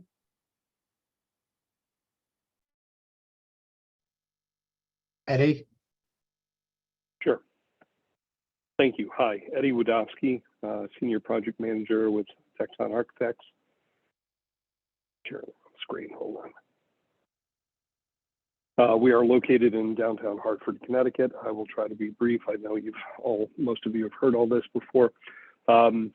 Essentially, main entrance is, so this is oriented the same way as all the plans you've seen before you. North is up. Take you through the entrances of the building. So main entrance here with security standards for the vestibule that match what the city of Norwalk is doing in all of their schools with ballistic resistance. We also have a second vestibule over here by the cafeteria. This is not intended to be an entrance to the school except for times when there will be after hours events, but we are providing the same security standards there because with the drop off coming along the south side of the building, we're assuming that anybody who's not familiar with the building may mistake that for an entrance, and we want to make sure that it gets the same protective measures. We do have a second entrance that will be used for drop-offs and dismissals, and that is over here. The piece that Brian took you through with the secondary drop-off coming from Oxford Street. We wanted to have an area that would basically allow the younger students a little more time to get in and out of the cars, to get them out of the main flow, and also to provide an entrance. Younger students, littler legs, shorter legs, so being able to get directly to their classrooms. The program for the project is pre-K through 5th grade. As you can see, we have the younger students on this floor, as well as the assembly spaces. So you see the first grade, the pre-K and the kindergarten classrooms on the west and north sides of the building. When you come in the main entrance, immediately you have the main admin area here with great visual observation of the parking lot. A doorway in, basically visitors will come in and go directly into the office as opposed to going through the doors. The nurse is located also immediately adjacent to the entrance, so really promoting if you have a sick child to be able to get them quickly without having to go through the school. We have a monumental open stair that brings you up to the second floor. As you can see, there's a couple of main assembly spaces here. We have a media center with a maker space and a multi-purpose, which is essentially an auxiliary gym, more of a gross motor space, primarily going to be used by the younger students, so that's why it's located. You see closer to those classrooms. These two, media and multi-purpose, do have a two-story portion to them, as do the gym and the cafeteria. So full-size gym with a platform here, essentially a stage, but not called a stage because that invokes different code requirements, and we're under the size required for that. But it is, for all intents and purposes, a place where performances can occur. We have a large operable partition, a divider that can open up so that if we have a larger seating capacity than the gym will handle, they can spill into the cafeteria. Full service kitchen providing full meals to all of the students. The pre-K students eat in their classroom, but all the other students will come to the cafeteria. You see the doors here on the north side, and from the stair, as Kristen pointed out, the play areas that are on the north side of the building. So immediate access to be able to go directly from cafeteria to recess and back one, and vice versa. You see band and music rooms flanking the utility spaces and the art room here. Moving up to the second floor, this is primarily classroom space. You see second, third, fourth, and fifth running around the perimeter. In the center, you see the upper volumes of the assembly spaces that I mentioned below. As Alan referred to earlier, we do have a couple of extra classrooms that allow for bubble years. So essentially we have 4 classrooms per grade, but there are 2 additional classrooms on this level so that if, for instance, if a 5th section is needed for 5th grade, that can take place here. And then on both levels, you see, the blue and the light green spaces, essentially special education, teacher resource, conference areas, faculty support areas that are spread out throughout the building, as well as breakout spaces for teachers to bring small groups of students, for kind of non-traditional learning. Show you the exterior of the building. So as you can see, it's primarily a brick building. We're imagining 2 different tones of brick. The top elevation is the south one, which is facing the parking lot. So here you see the main entrance with a substantial canopy here for drop-off and dismissal. The piece that you see here is the entrance to the cafeteria, which again will be used primarily for off-hours events or after-hours events. And I should have mentioned on the plans, we do have, I'll pull that back up real quick if you don't mind. You can see a whole series of different doors spread out throughout the building, the idea being able to compartment the building off so that if there's a public event taking place in here, that these doors can be locked or these doors can be locked, essentially to make sure that anybody who's coming in for an event isn't able to wander throughout the building. On the north side, you can see this is the area that faces the play space. And so we have some fun, little more fun windows there. Again, those are the pre-K and K classrooms. So some pushes and pulls and different heights and probably some fun colors that are going to occur there, and perhaps the opportunity for doing some window seats in the classrooms. Here you see the glassy north side of the cafeteria. Again, the idea of these are the doors that primarily students will go from cafeteria to recess.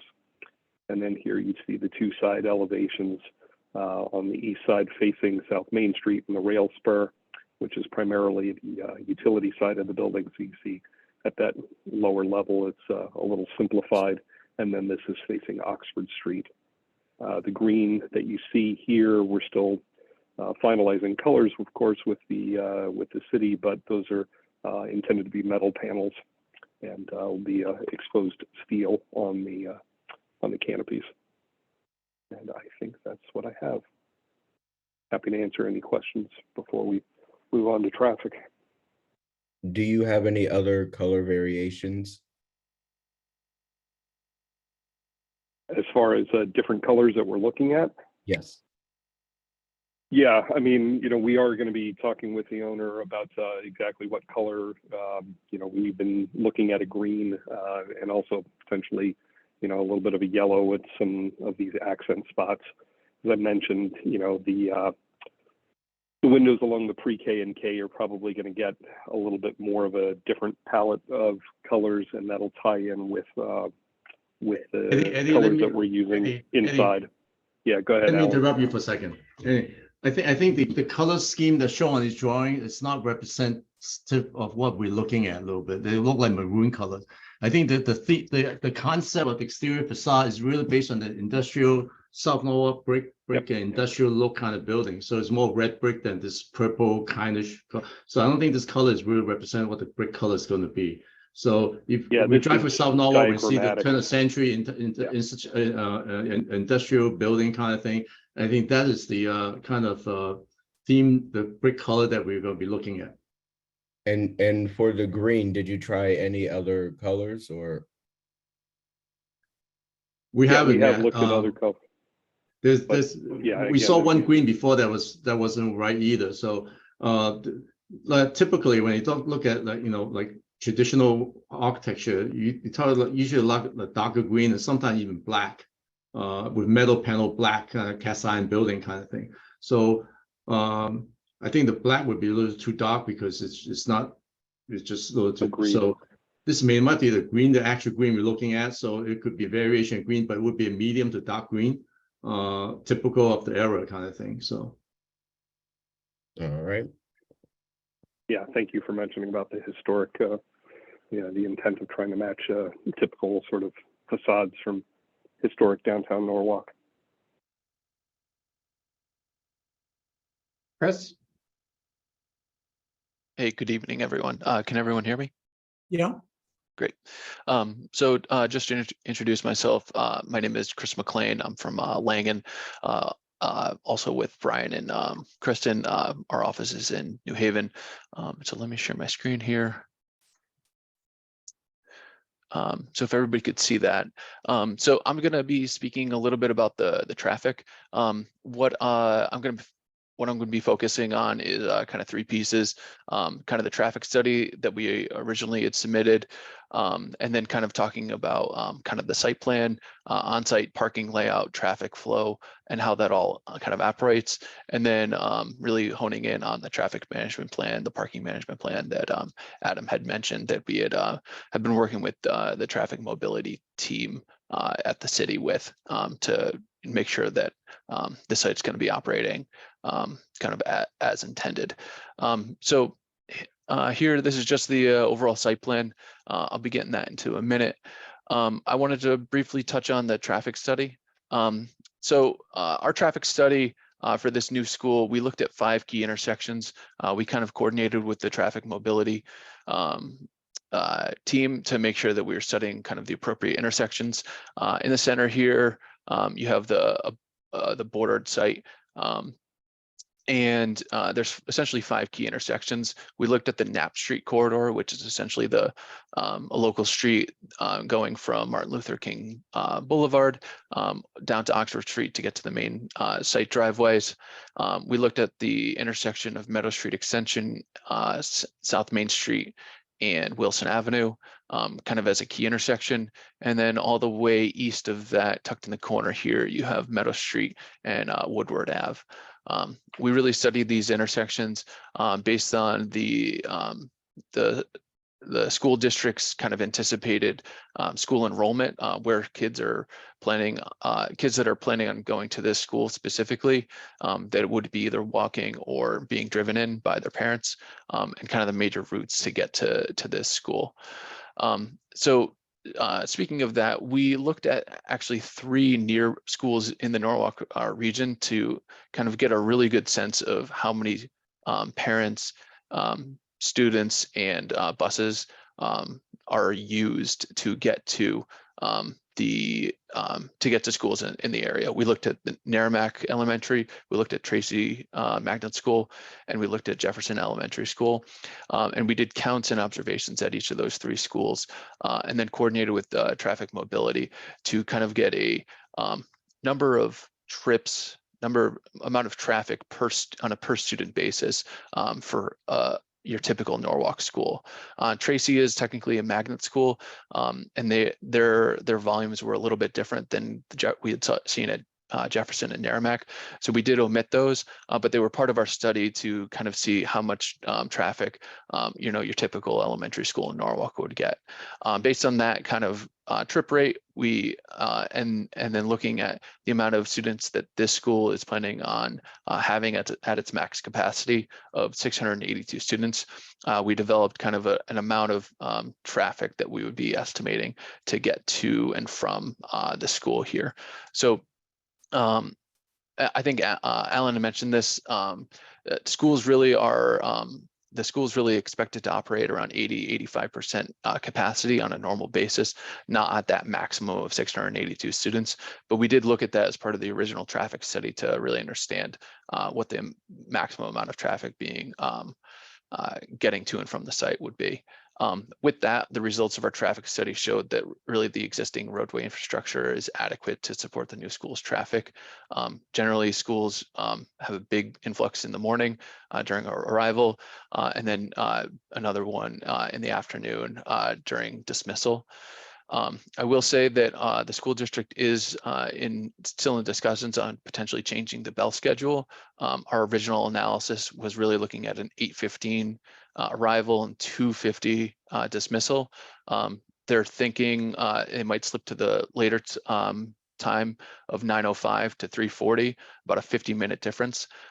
We did look at the existing volumes on the roadway network, and we found that in this later time slot, the amount of traffic in the area is actually less, which would mean that the original bell schedule in the earlier slot is going to be a little bit more conservative.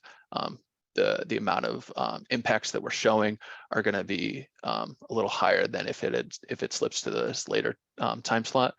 But really, the school's kind of still figuring out if that's something that they want to do. But the results of the study should stand regardless, that the existing volumes are less in the later time slot, so there should be less of a traffic impact.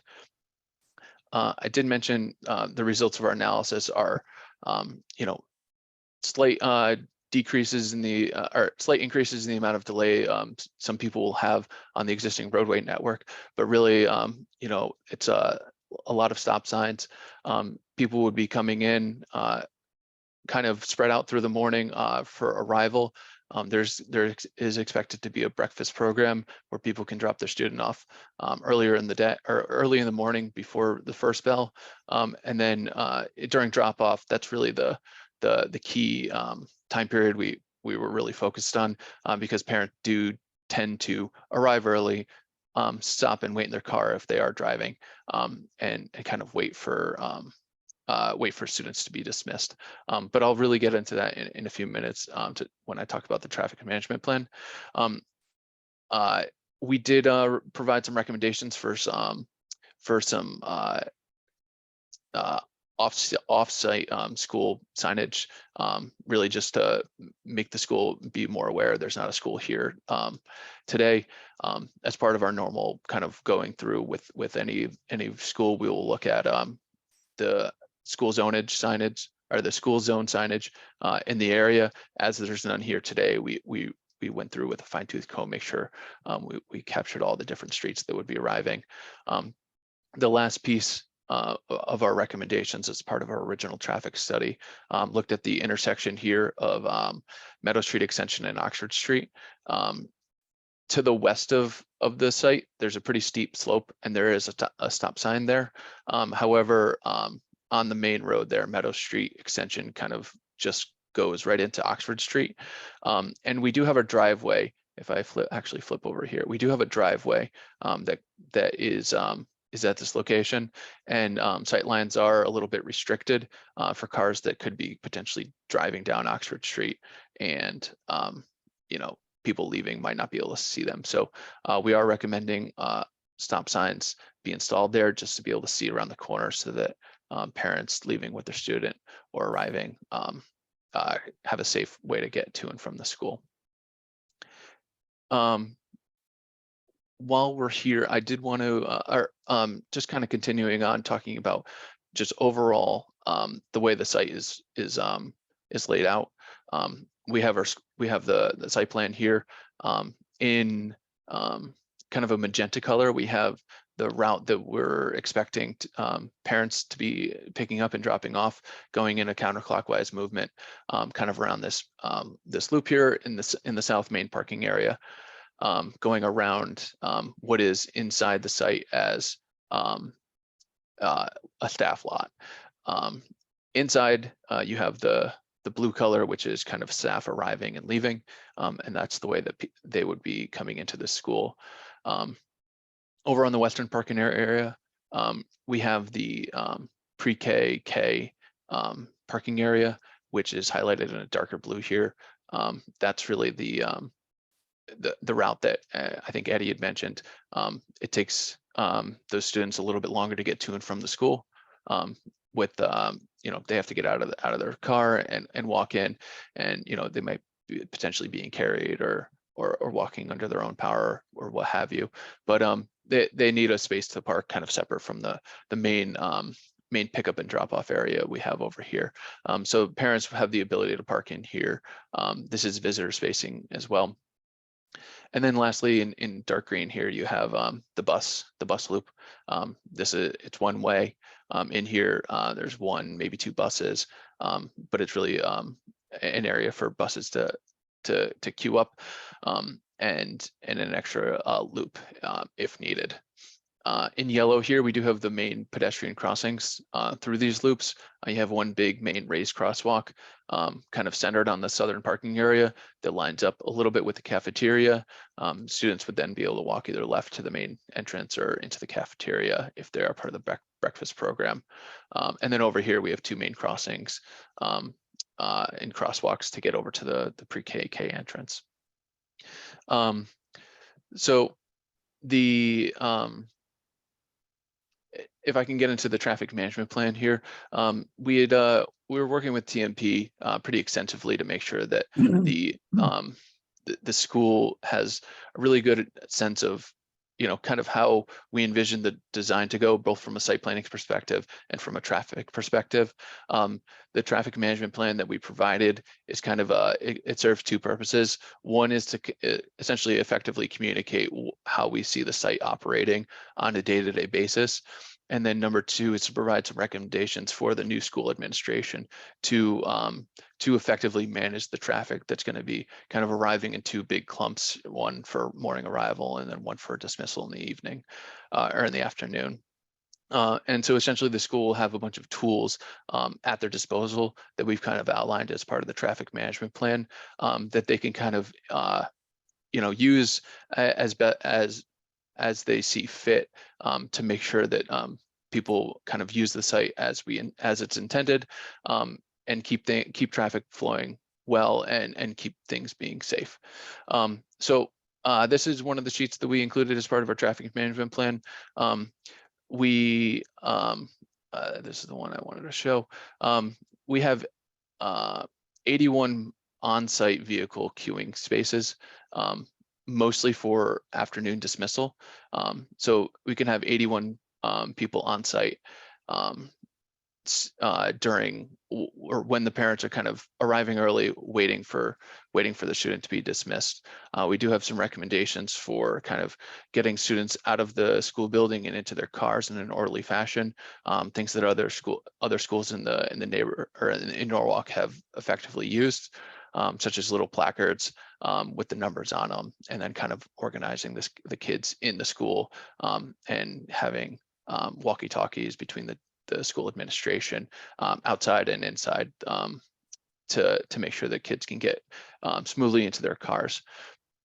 So we do have the space for about 81 parents on site. It's not static. These parents are actively moving as a kid gets in the car.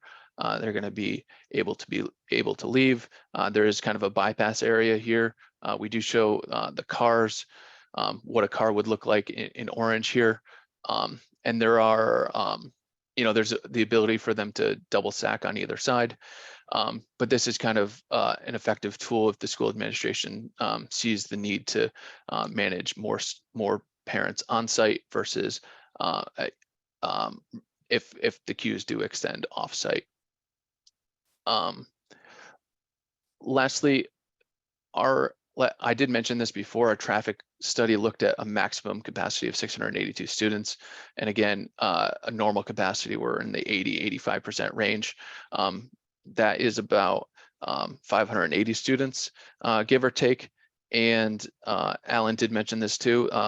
The opening year, we're just going to have kindergarten through or pre-K through third grade, which is about 381 students. So around half of what the full school would have. So that's in that opening year. We're looking at about 114 parents coming to pick up and drop off in the morning and the afternoon. So as parents are kind of flowing on site and off site, the school has the ability to store all of them on the site and kind of manage the traffic appropriately. As the school is opened, parents are going to kind of figure out how the operations are going to work. The school is going to figure out how the operations are going to work. And with the staff out there, making sure parents are going where they're supposed to do, going in the right direction and everything else like that. With any new school, it's going to take a few weeks or a few months to get going with any new changes. But with all these recommendations and everything, we think the school is going to work as intended and work smoothly and safely for everybody there. I will also note that our analysis also looked at the nearby schools that have elementary schools that do have before and after school programs. The new Sono school is no exception. They're going to have a robust before and after school program, including breakfast, where parents can drop their kid off early, up to half an hour before, or half an hour to 45 minutes before the first bell. And then they do have after school care as well. And it's really to serve the community of South Norwalk, understanding that not everybody has before and after school care. And that's something that the new school is committed to. So with that, there is likely a reduction in the amount of traffic that we had estimated, even above the amount that we had looked at, incorporating kind of your typical Norwalk school. During dismissal, Mhm. is there any potential conflict between teachers leaving and parents picking up their children? Or does the school have a policy that all the teachers have to wait until all the children have been picked up? I'm sorry, let me interrupt. Yeah. I think one person we forgot to introduce is Sandra Fiaus. She's from the board. She's Sandra, you are the assistant superintendent for operations, is that correct? Yeah, thank you. Maybe you can address this can. expression. Thank you. So hello, everybody. Thank you. I'll try my best to keep it brief. So the teachers are allowed to leave because contractually their day ends. However, South Norwalk School, as all our schools, have after school programming, and that programming has dedicated staff. In addition to that, the administrators stay, and there's other staff besides teachers that do remain on site to make sure that the kids are picked up whenever they can. And parents are pretty good about picking up their children that have to get picked up at a certain time, but there's always a few stragglers, and we have enough staff on site to be able to stay with those children. But Sandra, when the students are dismissed, my experience has been that the teachers aren't going to leave a classroom unattended. So they're going No. to stay in the classroom until the kids are out of the room. Mhm. Yeah, or another adult shows up. So I just for transparency, there's always supervision, but if the teacher absolutely has to leave because she or he has to pick up their own child, then somebody else would take over. I'm not sure that that fully answered my question. Would you restate your My question? concern is teachers leaving the parking lot as the parking lot is full of parents picking up their children. I see. Is there a potential safety hazard there? So would you, if the gentleman that was helping with the traffic, would you show how that would occur on this? Because I think that there's enough space for somebody to exit while the cars are queued. Sure. Yeah. Let me actually switch to this this plan right here. So in the magenta here, you have the parent loop, and then in light blue, you have the staff arriving and then eventually leaving. The majority of the staff are going to be parked internal to the site here, and they would be, if they were to leave during dismissal when other parents are leaving, they would both get to this stop sign here or this stop sign here to be able to leave and kind of merge with the flow of parents leaving. There is parking here for staff as well. This is wide enough for two-way traffic. It is signed for one-way.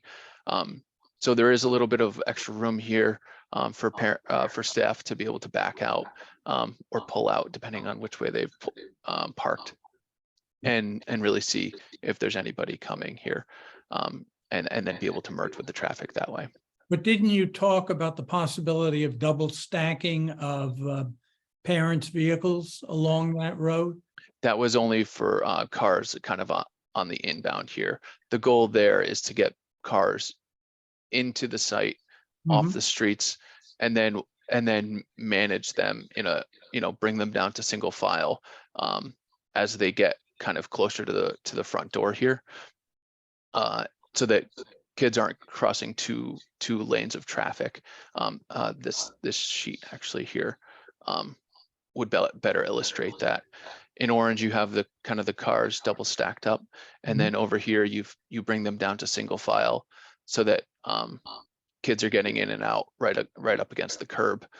Then there's ability for a bypass for if say that this car here has their student and this one doesn't, they could then pull out and then begin to exit, and then it's single file all the way back down to here, envisioning that this stays single file all the way here. There's no reason to pass. It's not signed that way.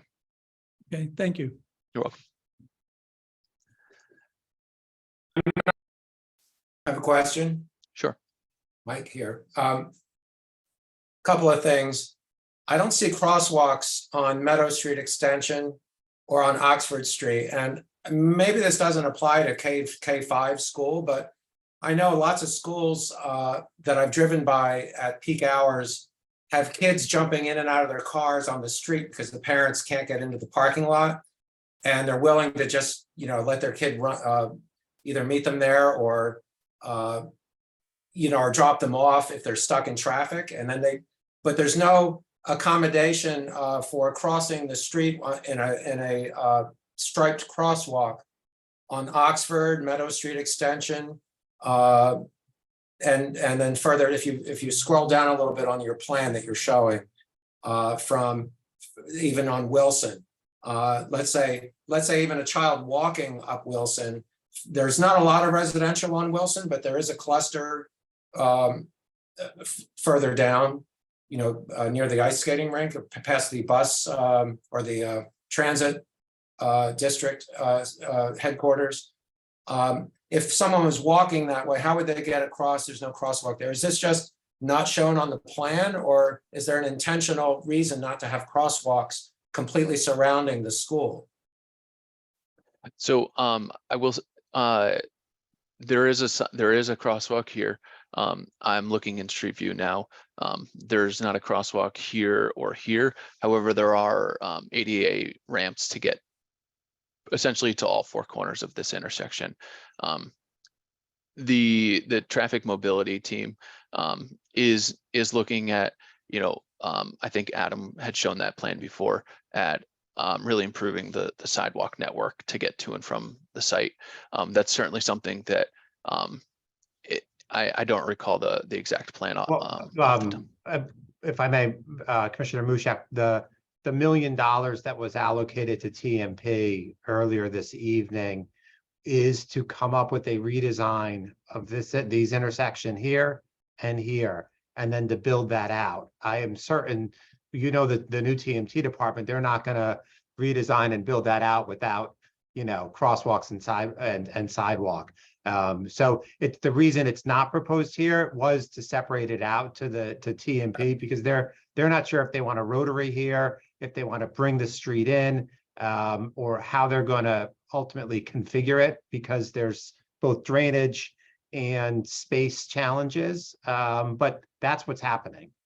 That makes sense. So yeah, just because it's not shown on there doesn't mean it's not going to happen. And then my other question was about NAP, and if you can zoom out, NAP and MLK. Here, let me go left. I'm afraid that left turns on. So I drive on MLK probably 5 times a day, if not more, and people go very fast, and it's 40, 50 miles an hour. A 3-way stop there, if that was doable with the 4 lanes, would help, or a traffic light, because I just think that at peak times, if left turns are going to be stalled, if somebody coming down Knapp Street wants to make a left turn onto MLK and they can't get into a gap in the traffic, which is common because the lights are so far away. There's one up on Low Street as you're heading up to the train station, and there's one, but that's a good half a mile, maybe more than a quarter mile, let's say half a mile away. And then the other one is way down on 136 Wilson Avenue, way down.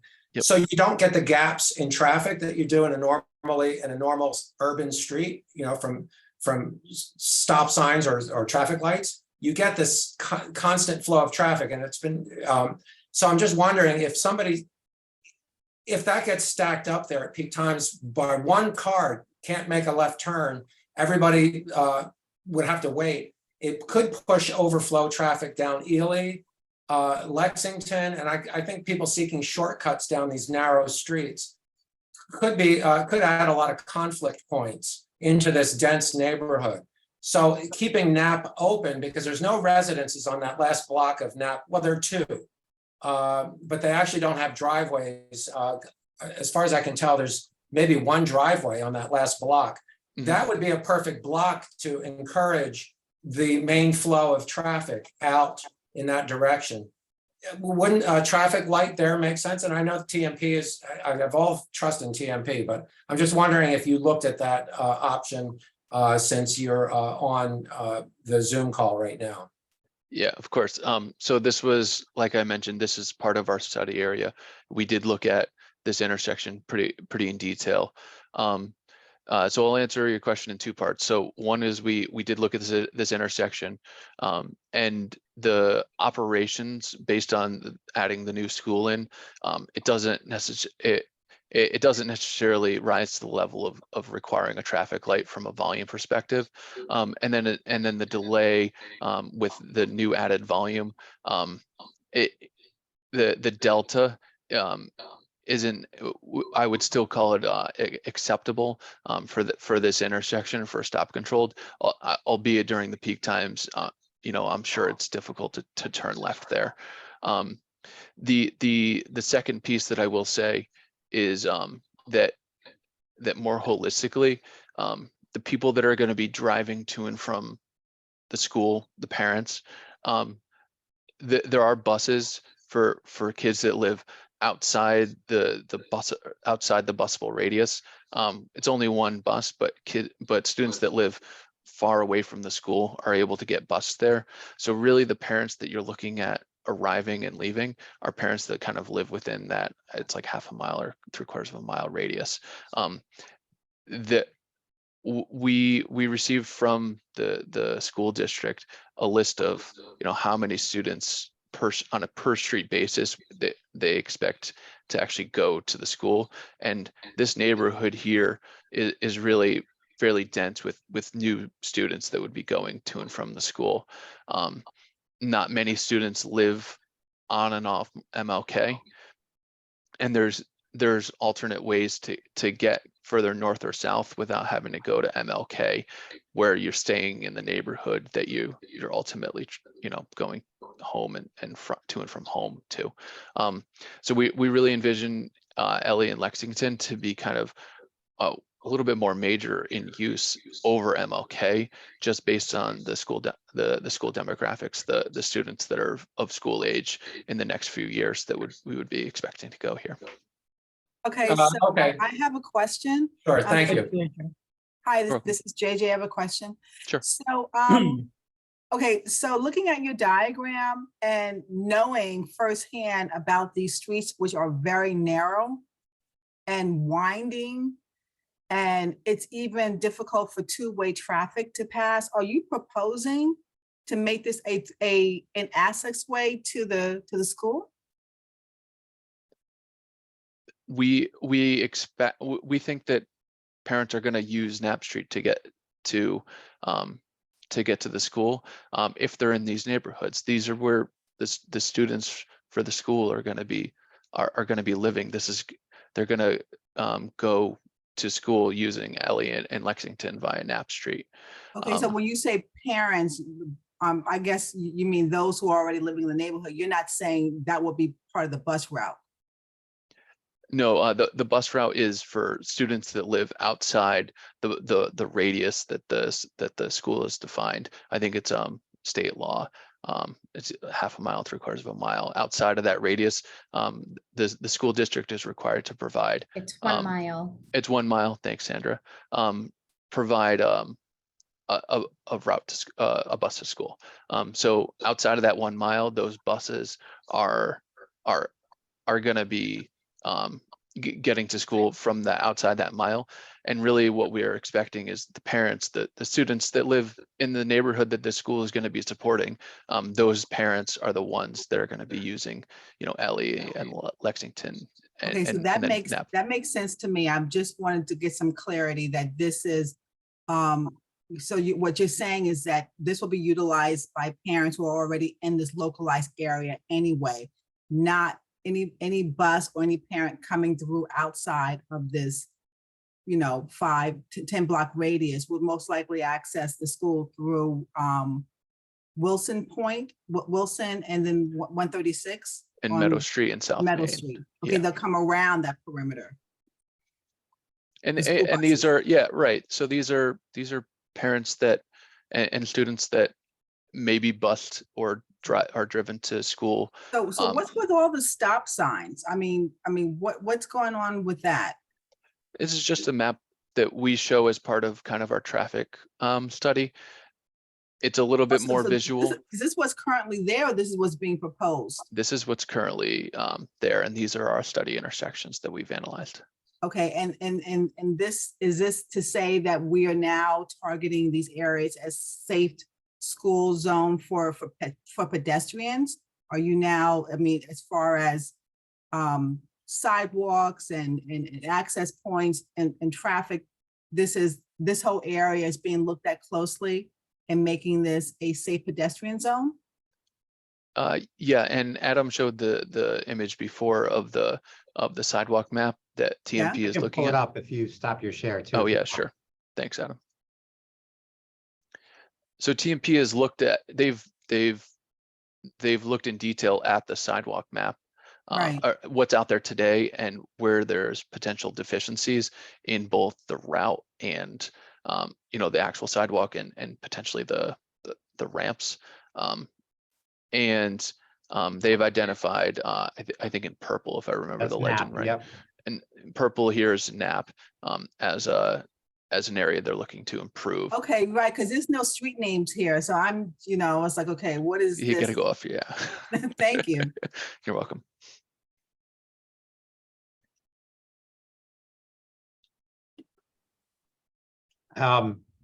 If there's not further questions for us, I think that concludes our presentation. I have one more, sorry. Mike here. For the architect, the glass, all the windows facing south is pretty awesome, but on a hot, sunny day, there's a lot of solar heating that would happen through those windows. About 10 years ago, I planted some river birch in front of the senior center, which is a former school built in the 1930s. I think it's called the Roosevelt School on Allen Street up in Cranberry. And I did that. I was just asked to help, and I was volunteering and donating some services. And I planted some river birch, and the people that work in the senior center said it completely changed their lives, because they used to have to pull the shades down on those windows, and they couldn't look out the window on a hot sunny day because the rooms would get so hot, the air conditioning didn't even keep up. Alan Lowe knows the building, and so I'm just wondering. And the landscape plan didn't show trees. There's not a lot of space there, but I either would suggest trees across the front of the building, because the leaves fall off in the winter and they let the winter sun in for heating. That's when you do want the sun to shine in. And they would shade them in the summer, or louvers, awnings or louvers that would cut the highest sun angles in the summer, but would let the sun in the winter. Because I think that would be a huge gain for the energy efficiency of the building. Any feedback from the architect on this? I mean, we certainly can take a look at it. The glass that we select and specify is definitely got some filtering characteristics to it. We typically use low E glass, and we've worked very closely with our mechanical engineer to pick and solar heat gain coefficients of the glass so that it works well with the building systems. The energy usage for the building is actually pretty low, even with the design as shown. Yeah, I mean, I know the solar shades are a nice piece. Right now, they're not in the budget to be able to add those. We can, perhaps this is a conversation we pick up with Kristen at a later time to talk about, some of the landscaping that you're talking about, if there's some possibilities of doing some shading there. Yeah, I can jump in. We actually do have trees proposed on that south elevation.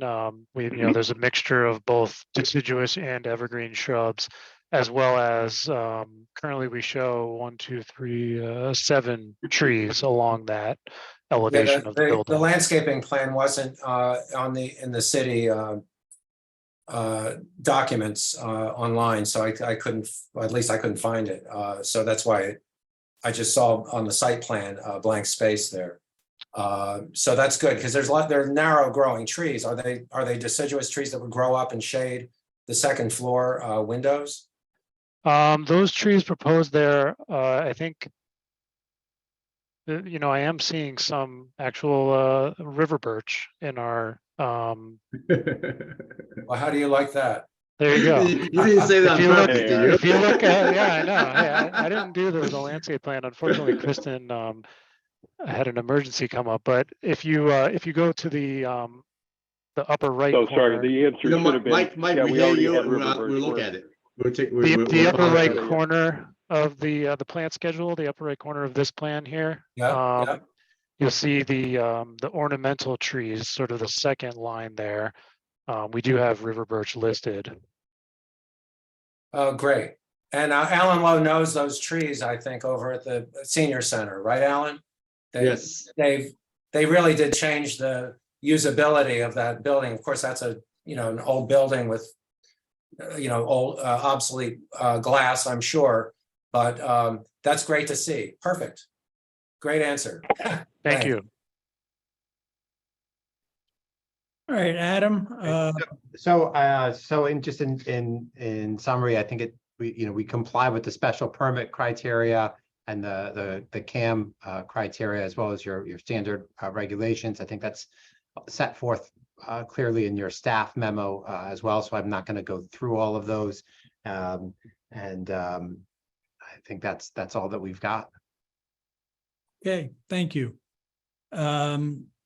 Steve or Brian, let's open it up to the public. You want to explain how people can access the meeting? Sure. So anybody from the public who wishes to participate, use the raise your hand function, which is on the bottom part of your screen. We'll unmute you, allow you to speak, and then you have the floor. Just make sure you please introduce yourself, state your name and your address for the record. And Steve, if they're on a phone? We don't have anybody at present, Mr. Chairman. Oh, okay, thank you.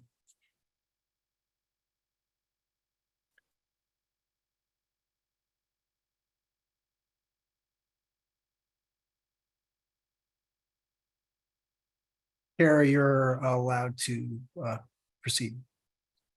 Great, thank you. Can you hear me? Yes, Yep. we can.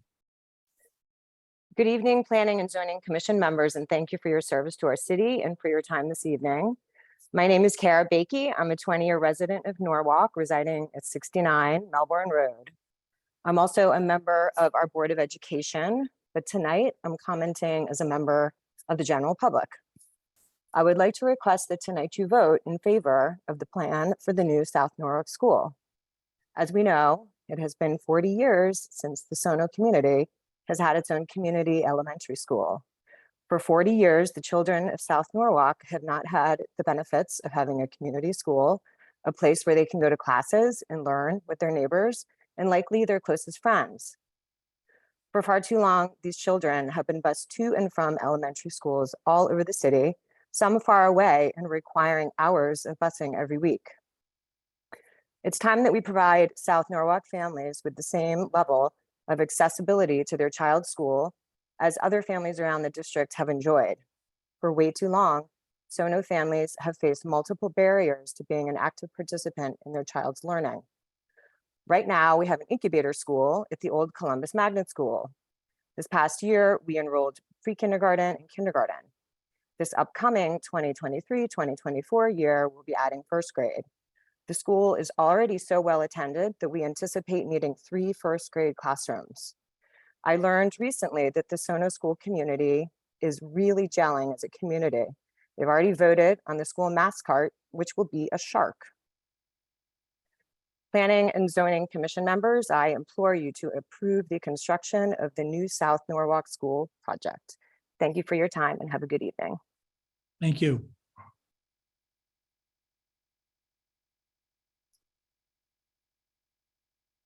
Okay, let's do. Next, we have Frank Vanzilli. Hi, can you hear me? Yes, we can. Hi, thank you, commissioners and everybody else. So my name is Frank Vanzilli. For the record, my home is at 5 Old Lantern Place. I was born and raised in Norwalk. I own a couple of houses in Norwalk and a couple of small rental properties. And my request is, I thought my request is, I think, pretty simple tonight. I'm not opposed in any way to the school. I'm the person that Attorney Blank was mentioning that asked for some additional screening. One of my rental properties is 97 Lexington Avenue, which backs up to the new proposed school. That property's been the family for like 100 years, and I have a long-term tenants there. Most of them been there for 20 years, and some of their kids will go to your school. And we maintain, it's an old property, but we maintain very low rents. Also a member of the Whistleville Association. So if you go to that little corner of Ely Avenue under the train trestle, which is really rough, it's rough because some of the owners there don't want to do anything, but we've put up the plantings and the flowers and some signage there to try to improve the area and are making some progress on that. So very involved in my end of the community. on the property itself, I think Attorney Blank showed you a picture of the property. I'm requesting two things. Maybe the second one is a question, some screening in the form of plants between my property and the school. And let me talk about that for a second. I know Attorney Blank showed a picture of it, but if you look at the vegetation in Connecticut or in Norwalk specifically, I mean, it's mostly scrub and maple trees that grow wild and things like that. And if you walk up to the border, you can pretty much see right through it because it's trees, not screening. So what I had requested was, I'm no expert on this, but that you plant arborvitae or arborvitae or however you call it, or something like that, that would grow up nicely and provide year-round screening. The other problem with the picture that Attorney Blank that you showed is in the winter, all those leaves will be gone. So there won't be any effective screening between the two properties. So all I was asking for was, some kind of line of nice screening between my property and the school.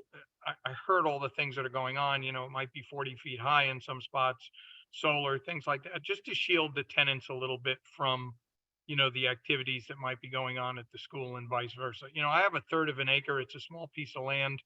In the back, there's another piece of property right there. That's what I did. I just planted a small row of arborvitae, whatever you call them. And, they grow over time. And if the deer don't eat them, they provide nice year-round screening. I quite frankly think you ought to do that for all the residential properties on the border, just to be a good neighbor. But, obviously I can only speak for myself. I mean, with the size and scale of this project, I mean, this can't be more than a few $1,000s worth of additional landscaping. And then the second thing is, I don't know if this is a request or a question with regard to the lighting. And I heard people talk about lighting, and I don't really understand what's happening. But again, with the size and scale of the building there, just to make sure that the lighting, somebody's not finding a glaring LED in their bedroom at night. Now, my property, I think, is by the athletic fields or the fields in the back of the building. So I don't think there's going to be a huge impact, but I would just ask that you take that into account, and that, I don't know if there's going to be lighting that's on all night. I suppose I should know. I live near Tracy School. I never walked in the backyard at night to look at what happens. So I guess that's kind of a question. Is lighting going to be all night, and will it be in a way that is not projected into neighboring properties? I think someone came on before and said it would be in a way that was not going to interfere with neighboring properties. But I just ask that you, kind of take that lighting into account as you go forward with your plans. Thank you. Next, we have Diane Lauricella.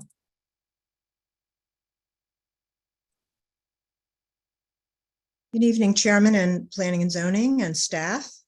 For the record, my name is Diane Lauricella. I reside at 21 Little Fox Lane.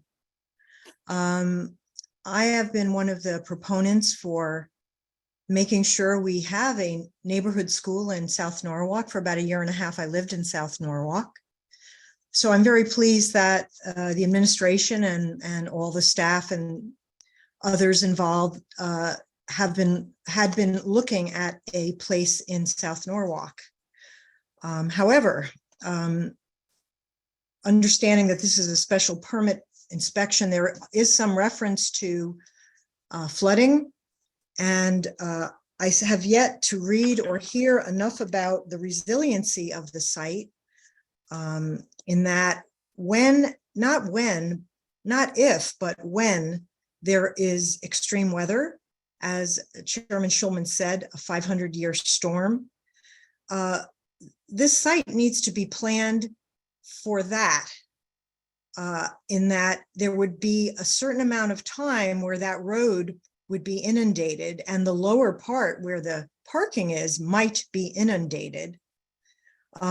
And I just haven't heard of resilience planning. What's ironic is tonight, the Resilience Sono and Redevelopment Agency updates were being held at the very same time, just as a rollout of what is being planned for Water Street and the other side of Meadow Street, all of Meadow Street, as well as other parts of South Norwalk. So I find that I haven't heard yet that there has been a plan, and here is my proposal.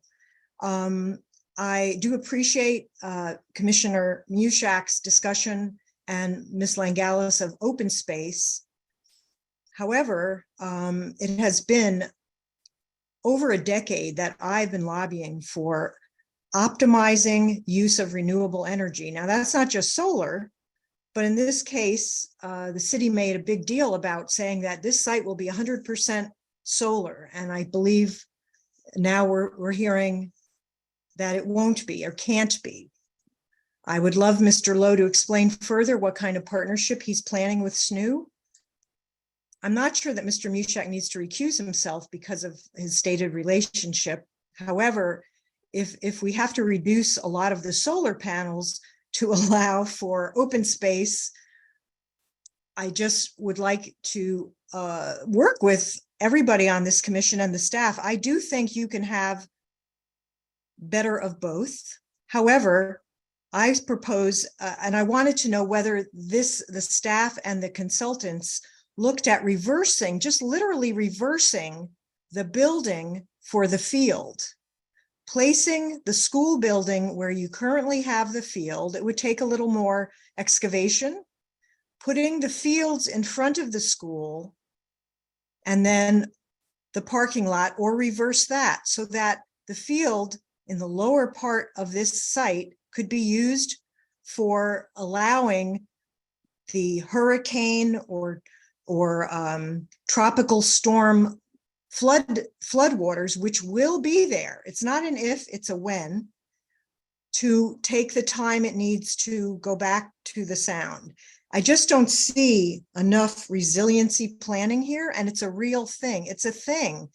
The kids won't be able to go to school because their main, does the Knapp Street site or driveway, would that be able to load up the children if all of a sudden there is a need to have them evacuate, for instance? One could say that probably we would be notified in advance, so schools would be closed as we anticipate. But sometimes the winds change suddenly, as we've seen even with Hurricane Sandy. So will Knapp Street be able to handle for the transportation people an evacuation for whatever reason?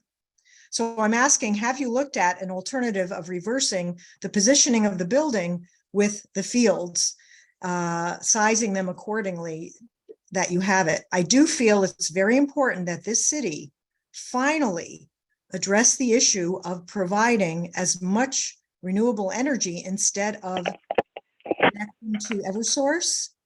I do know on, I guess it's layout 1, I think it's sketch number 12. Sketch 12, it's hard to read the pages, I guess. Number 10, I see that there's plans for a gas main. What is that going to be used for?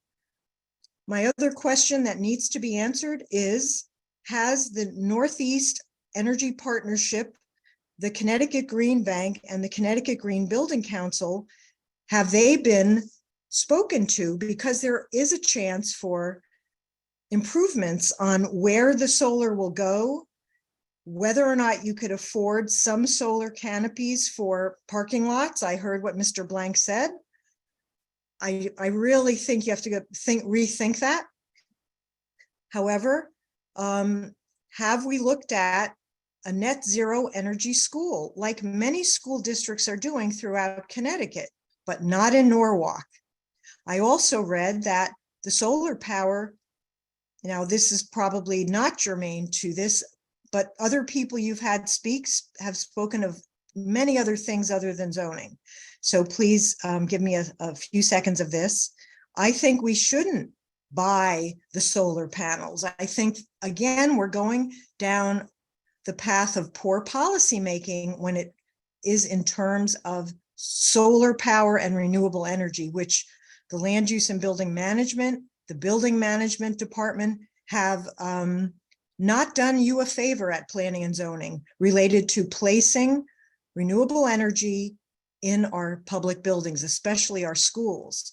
I did attempt to speak with Ms. Fayouis, Sandra. I've attempted to speak to Ms. Bakey, Kara, who is the facilities chair. I have tried to speak to some of you about alternatives, not specifically to any particular permit, but about the efficacy of looking at net zero energy schools, Green Bank, Connecticut Green Building Council, of which I am a member, and the Northeast Energy Partnership, which would give you free advice about optimizing renewable on your projects. So I would like Mr. Lowe to actually answer the question, has NEEP or Northeast Energy Partnerships or Mr. Blank, but he is not, he's an attorney, not an engineer or architect, has the Green Bank or has Connecticut Green Building Council looked at this project and given their opinion? Unfortunately, our staff, while they're lovely and wonderful, are not qualified to in any way suggest alternatives on the use of renewable energy because of the fact that we paid $14 million for this project, and it's only going to increase because earlier in the day on Oxford Street, the city's planning or is going to ask to buy at least 5 or 6 properties. So that will add to the total cost of this project. Possibly if the city does purchase those properties, maybe that's where more solar, ground mounted solar could go. So it could be factored in and maybe we could have both. But I do think that we need to factor that sort of thing. When we're talking about open space in the area, we have, I think it's, I don't remember the name of it, behind Ely School is a park that was the subject of some of the controversy earlier on. That needs to be renovated, and I wish we would spend money improving that park because it is woefully under maintained, and that could also provide open space for the children of the area. So if Mr. Mushak is worried about open space, and I thank you for being concerned, let's also look at what the city owns already, and let's make sure we have enough renewable energy so that the citizens and residents of Norwalk don't have to pay the fees, be they SNU or otherwise, for the high costs. I lastly just wanted to say that there are a lot of good things in what I read. The natural turf fields, wherever they go. I'm so pleased that you did not dare ask for artificial turf fields, or that would have been the subject of a lot of concern of citizens and parents. I also feel it's very good that you are looking at having much better working with TMP to make it a more walkable situation, since that's where the city decided to plunk down a school. I do think that Mr. Mushak mentioned it. He stole my thunder. I do agree, especially being a member of Connecticut Green Building Council, that there is this problem with school design and architecture and staff in the city of form over function, meaning that when you have southern facing large windowscapes like we have at Cranberry School, like we have here, you are going to heat the building up, and that will mean that you'll cost more energy to cool it off. So I suggest that you do factor in awnings and make that actually a condition of this permit. Commissioners, you can do so. You can require that they put awnings on the top. There are different ways of putting awnings in, or some call them marquees in the business, but it is a fact that this will heat up the school, costing more money, making it uncomfortable, and we don't want children and others to be uncomfortable.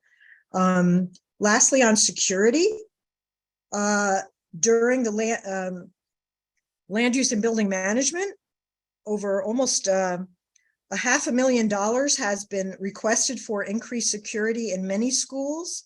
So there seems to be too many exterior doors. Unfortunately, unfortunately, in this time, the children and the staff need to feel, and the parents all need to feel that they have security. But there seem to be several, at least a half dozen exterior doors. I would suggest very much so that you reduce the number of exterior doors and allow the children to exit to go for their extracurricular activities and exercise through fewer doors and have them walk around because of the fact that propped open doors and the like are a problem. And we've seen that in other parts of the country. So I would very much appreciate if my questions could be answered, and if this design team and Mr. Blank could explain why they're not placing the school building further up the hill so that they can enjoy the views that everyone's talking about, and also why they are not,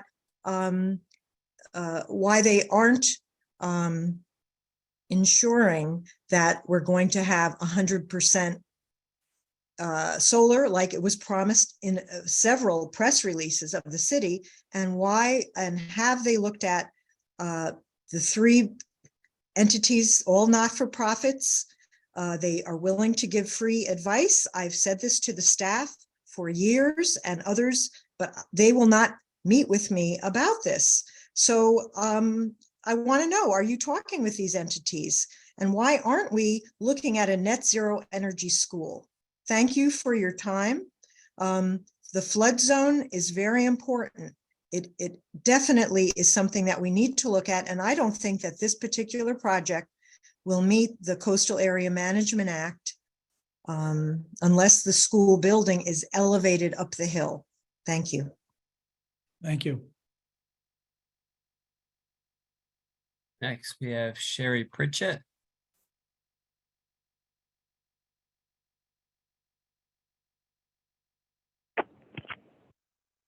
You need to unmute yourself. Sherry McCready Pritchett. Thank you, Planning and Zoning Commission. I'm a long-time resident of Norwalk. I also serve on the Norwalk Board of Education. I just wanted to remind everyone that with this project, the Sono School, it will get an increased reimbursement of 60%. The old rate for new construction was 22.5%.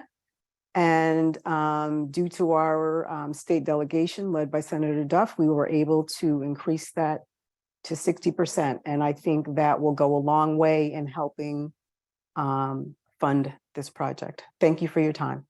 Thank you. If anyone else is looking to speak, you could use the raise your hand tool. It's at the bottom of your screen. You click that once.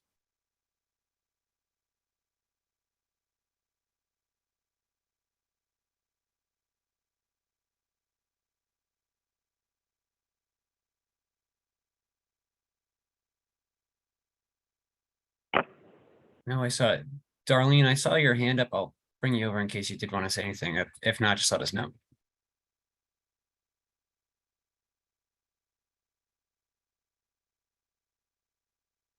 I heard my name. Thank you. I was away from the screen. Thank you for that. So good evening, commissioners and consultants.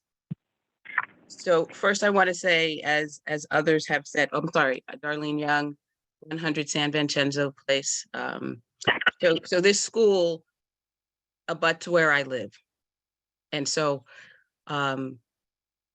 it's a necessary thing. We've waited long enough. The families in South Norwalk have waited long enough for this school to be built, and I'm looking forward to it, and I am in support of it.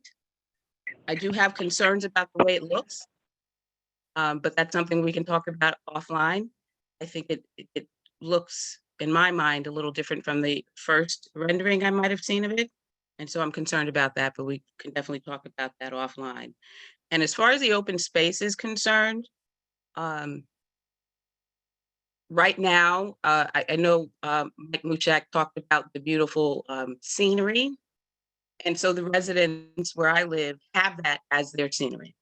And I don't know if raising that building up like it has been suggested would block the view of residents already there. I have to take into consideration what the chief of police feels about open space in that area. I think it's necessary to have open space. I cannot see us cutting down any trees when we are already talking about the lack of trees in South Norwalk. So I think we need to just be mindful of that. I don't mind open space, but like any other open space at other schools and other areas, we know that those properties are being utilized when school is out. And I don't know if, when you look at South Norwalk and that area, it is densely populated. And so I don't think that that is the place to have the type of open space that is open 24 hours, that has access that long. And so I think we need to be mindful of that. But other than that, and some other issues and concerns that were expressed by one of the abutting properties, I think it's a great idea for us to be able to provide some sort of buffering. But that good neighbor thing has to come from folks on both ends of the stick in South Norwalk. But again, thank you for all the work that's been done so far. This is long overdue for South Norwalk, but we got to make sure that we do it right. And this is only just the building we're talking about. So there's a lot more to go to make this a real success story for Norwalk as a whole, not just for South Norwalk, because we're all one city. So thank you. Thank you. If anyone else is looking to speak, you can use the raise your hand tool. I see Ms. Bakey's hand is back up, but she had already spoken, so I'll leave that to the chair and his determination on whether we're going to take repeat speakers. No, I don't think it's appropriate.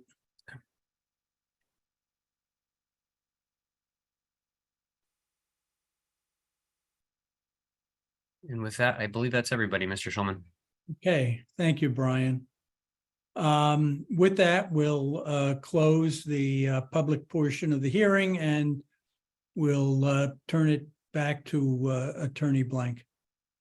Thank you, Mr. Chairman. I guess Ms. Bakey spoke first and had some favorable things to say about the project, so I'm not going to comment further on that. Mr. Fanzelli spoke with regard to the athletic field proposed here. He was the guy that had the property over in this direction. Again, we are not proposing lighting on the athletic fields. I think that satisfied one of his concerns. We showed you the photos previously that there's substantial screening already. We don't think it's necessary. We can have the landscape architect. Unfortunately, she had an emergency, a family emergency come up and had to drop off of the Zoom. But look at, go out to the site and look at whether additional screening would be necessary or useful. Ms. Lauricella suggested that the site, unless the school is put at the top of the hill, it's in danger of flooding. That's how I would describe it.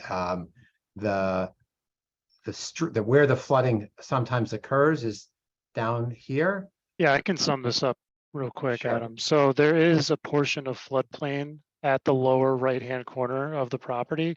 And the elevation associated with the floodplain is elevation 11. We have graded the site such that all of the parking starts at elevation 14, and the school is currently proposed at elevation 27.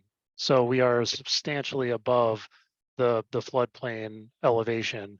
Additionally, we have located our driveway on Meadow Street to be outside of that floodplain. Thank you. Is the 12 100-year flood? The Correct. 12-foot elevation is the 100-foot flood? Okay, 100-year flood, sorry. Yeah, yeah, the 1% annual flood hazard. So essentially the 100-year. So even if you doubled that to 24, you'd still be 3 feet shy of the building's elevation. Is that right? Correct. That would be a substantial event. Totally. No one. You need There's to- also, Brian, Well- do you want to mention the emergency access out to Oxford Street as well? That's a great point. We are also providing, while it will be grass, we're installing a permeable paver there so that vehicles can drive as a secondary emergency access from the parking lot to Oxford Street. So it will look like grass, but have the structural component there to be driven over. Will that, so- will that be gated or anything that like the police department or fire department would have some sort of like access to, or is that just open? It's currently not proposed to be gated. It won't look like a drive aisle per se, but it will be able to be driven over. May I It's going to look, May I just interrupt a little bit? We didn't talk about it much before, but tonight, the Land Use Building Management Committee of Common Council recommended the city to proceed with steps to acquire those pieces of property that we are looking at right now. It's not a, we didn't talk about it much before because we want to make sure that proper notices went to the property owners before we talk about publicly. We have sent out letters to the property owner for those, as well as along South Main Street. This is old railroad spur line the city is looking to acquire. These information and the money that go with it will be coming to the Planning and Zoning Commission in very near future. But at the same time, the goal, as you can see the plan, I mean, you probably always wonder, like, we could acquire this property, what's happened to the few pieces of property. It creates a really unique situation with the property as well as the adjacent property, and also our need for open space and also for parking and circulations. So we are taking steps as of tonight, formally to start that process. So when you talk about that driveway, it doesn't like, does it have gates or what does it do kind of thing? There's a strategy to acquire those property and make this site even more functional. Also enhance parking as well as open space for that rest of the property. So just want you to know that. Yeah, the reality is that the applications before you today, we'll continue going through the public comments, but that when it meets the criteria, we need to sort of advance it so that we can actually get the construction going. It's a 2-year window, and we're sort of running out of time on that. At the same time, we're looking to acquire the additional properties, and it's the likelihood is that we come back with a request for a minor change that's going to have a better parking configuration and some street upgrades as well. The Ms. Lauricella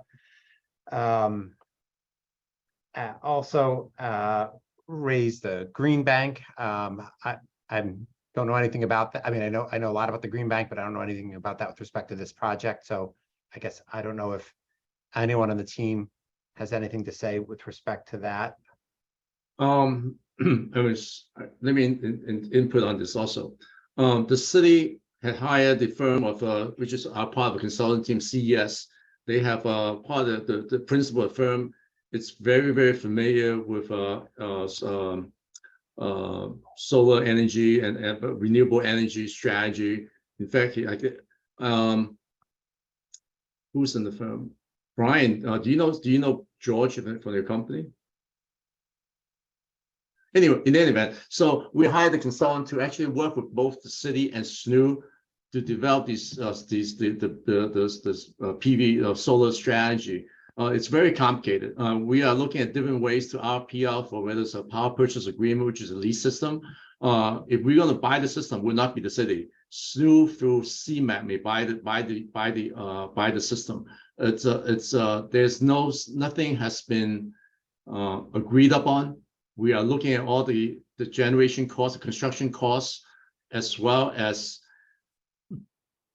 the feasibility of it. One of the challenges we have is that the ratepayer in South Norwalk is paying only 8.2 cents per kilowatt hours. And typically when you do a PPA, the city pay over 11 cents per kilowatt hour. Financially, there's some financial structure of this agreement is very difficult to work out. So we had to figure out what the system would generate, how much it would generate, and SNU will be playing a very big role in determining how much and what we can and cannot do, because financially, it's a very challenging situation because South Norwalk ratepayer doesn't pay sufficient enough to generate savings. It's kind of really awkward, kind of weird kind of dynamic going on. But I don't have all the ability to talk about all this stuff right now, but at the same time, any of the commission wants to, we want to get more information about it, you're welcome to reach out to me. And as we continue the conversation with SNU, we can provide the commission and commissioners additional information as we move forward. But it's not just Alan Lowe or someone making a decision. It's really the utility company and the city would like to do a partnership because they want the ability to show that SNU is also generate renewable energy in their district, which is very urban. They don't have a lot of opportunity to generate renewable energy, but this is one place that they can potentially be a partnership with the city to provide that. So it's both SNU and the city are very interested, but as long as the financial aspect of it works, we'll do everything we can to generate the maximum ability of electricity, renewable energy on the site. So, right, so, and you heard on the fairly recently on the Norwalk High School project, at least Alan and I were in front of you, and you had a lot of questions about solar, and I hope we kind of demonstrated to you then that the city, they hire a consultant that knows about this stuff, that works in great detail in trying to maximize solar and making it cost efficient. And I know you've recently had a discussion with some experts on your own to hear about that. And I know SNU said then, and I've had discussions with them, that because, like Eversource, essentially Eversource has their customers subsidize their solar program. So if you offer solar through Eversource, they're going to give you essentially a good deal for putting solar on your site because the other customers are paying for it. SNU doesn't do that because they want to offer the best rates possible to their customer base as a whole. I've talked with SNU, and it would be cheaper for them and cheaper for developers for SNU to just buy clean energy and the developer or property owner to buy that clean energy from SNU. That's cheaper all the way around, but it doesn't put solar on the building, which has been something that you folks have asked for. And so we're trying to do it again.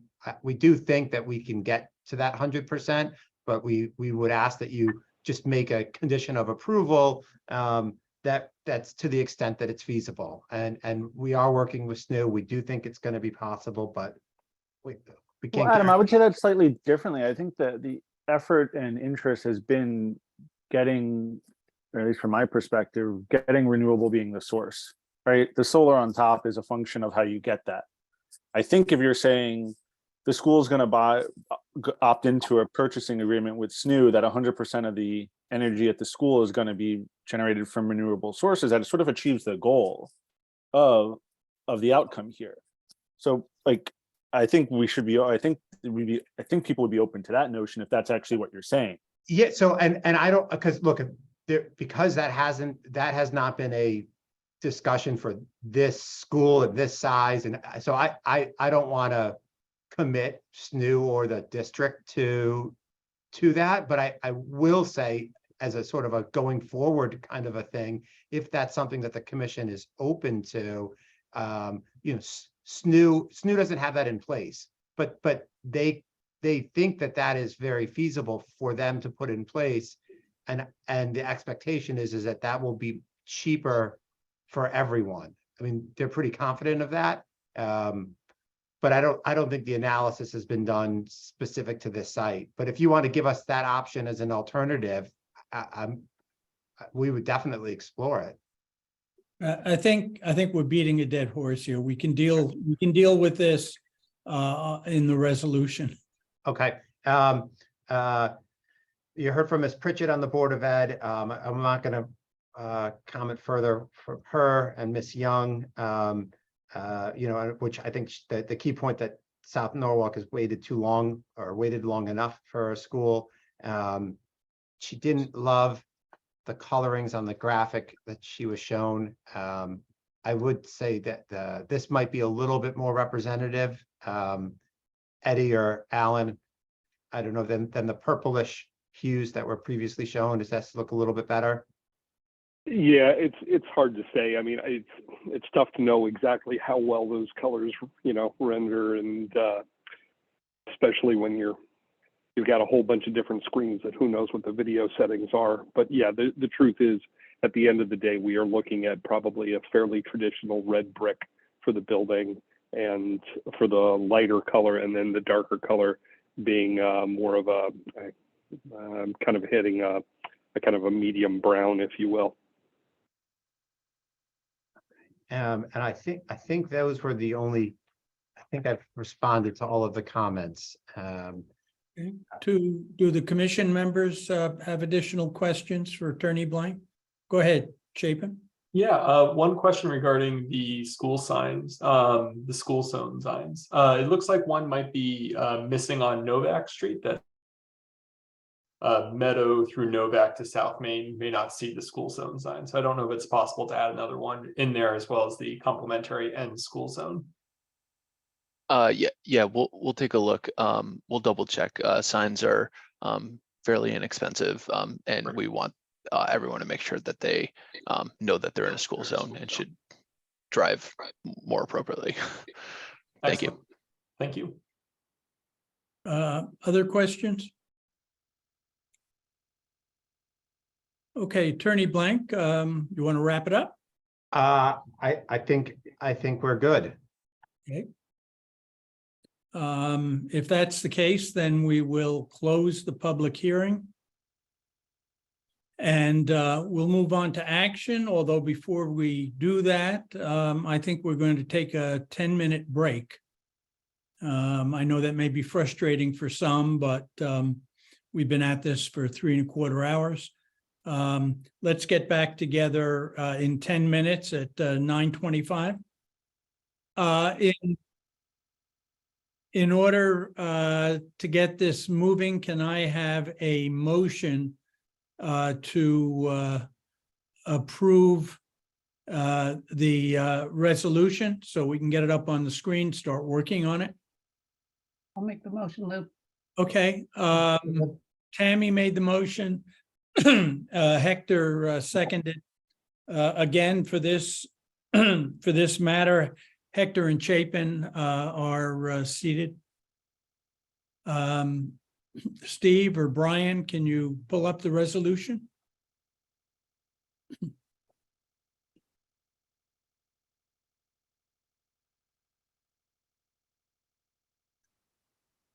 And please enlarge. Thank you.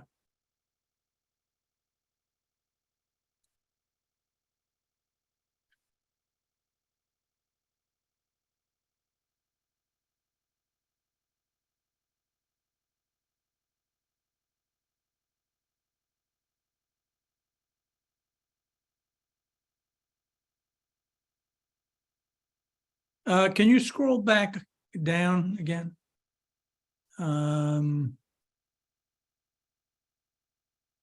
Okay, when we start talking, I'd like to talk a little bit about 4.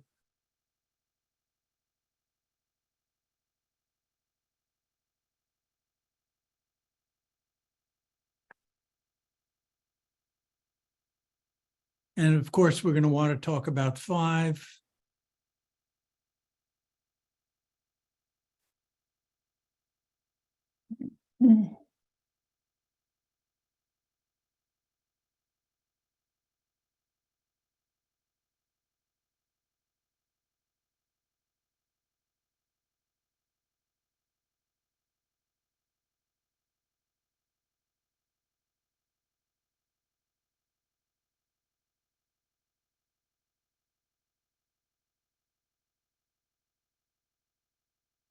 Okay, can we start perhaps at 4?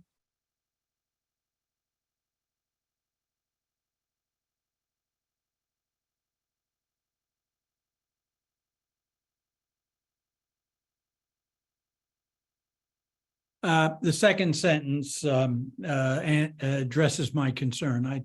I just wanted to make certain that we get another bite at the apple should there be any significant changes.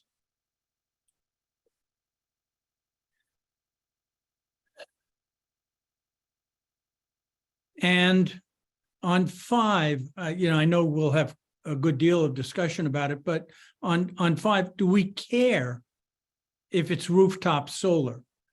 Could we just say that the city shall install solar panels to the greatest extent possible? But I think the only reason why we separated the two out, Mr. Schulman, was the rooftop panels were essentially a given, that they were going to do the rooftop. And then it was just the ground mounted was where we kind of had, we were unsure of how that was going to shake out with SNU. But if it simplifies it to just consolidate it all into one, that is entirely up to you. Yeah, I mean, the bottom line here is it sounds as if the Board of Education is going to make their best effort to have this building be 100% solar. If that were not the case, I might feel differently. Any other thoughts on this, Tammy? I definitely would like them to be separate. Okay. And I will, when we get to the conversation part, I'll kind of give some reasons why. Well, you can say right now. That's fine. Oh, all right. I have a proposal to add to the last or the second sentence, I guess it is, where it says, develop a partnership and use their best efforts to make installation of ground-mounted solar feasible.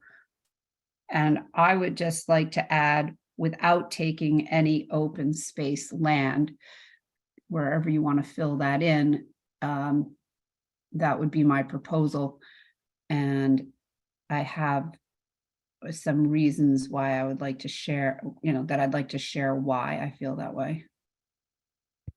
Well, why don't you go ahead? Okay. Just in reviewing some of the numbers, this site is approximately 11 acres, and we see 11.7, 11.2, somebody said 12 acres today. And I'd just like to kind of compare the 1.7 acres that the proposed solar field on the upper area. That's oddly enough just about the same size as Ryan Park over on Raymond and Day Street.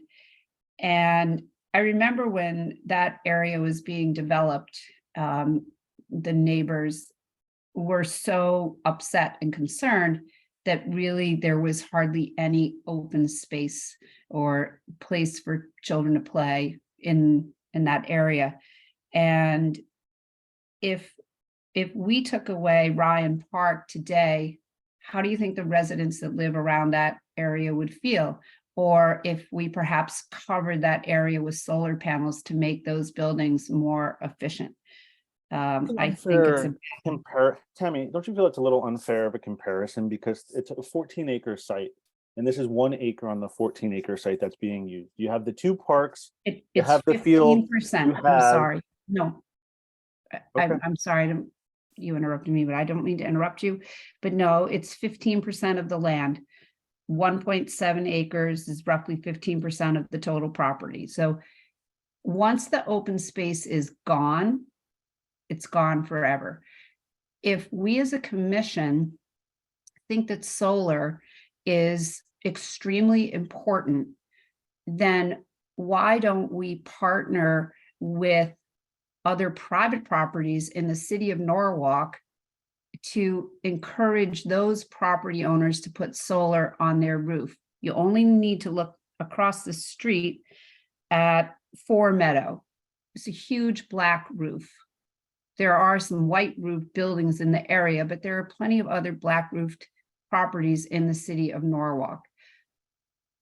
We talk about tree canopies. The state rates us as one of the poor cities for tree canopy. And by putting solar in what is a green space right now, I think that defeats the purpose. If 1.7 acres were taken out, say, for example, put it on the ground at another school, how would that school feel?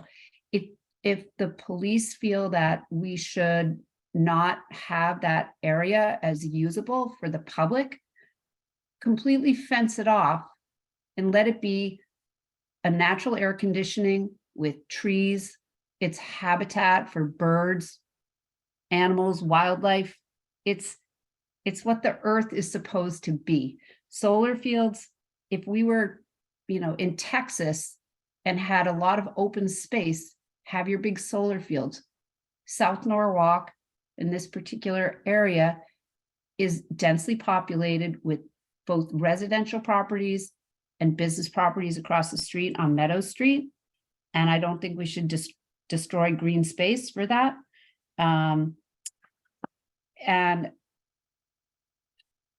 just looking at other schools, there are plenty of areas where residential properties back up to the schools. I respect the chief of police for, saying it's not an easily accessible area because it's a little bit hillier.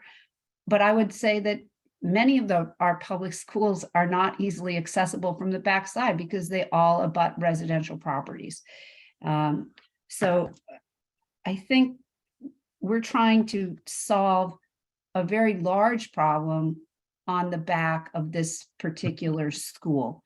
And I'm all in favor of the school, and I'm all in favor of keeping it as green as possible and keeping the land as green as possible, because once it's gone, it's not coming back.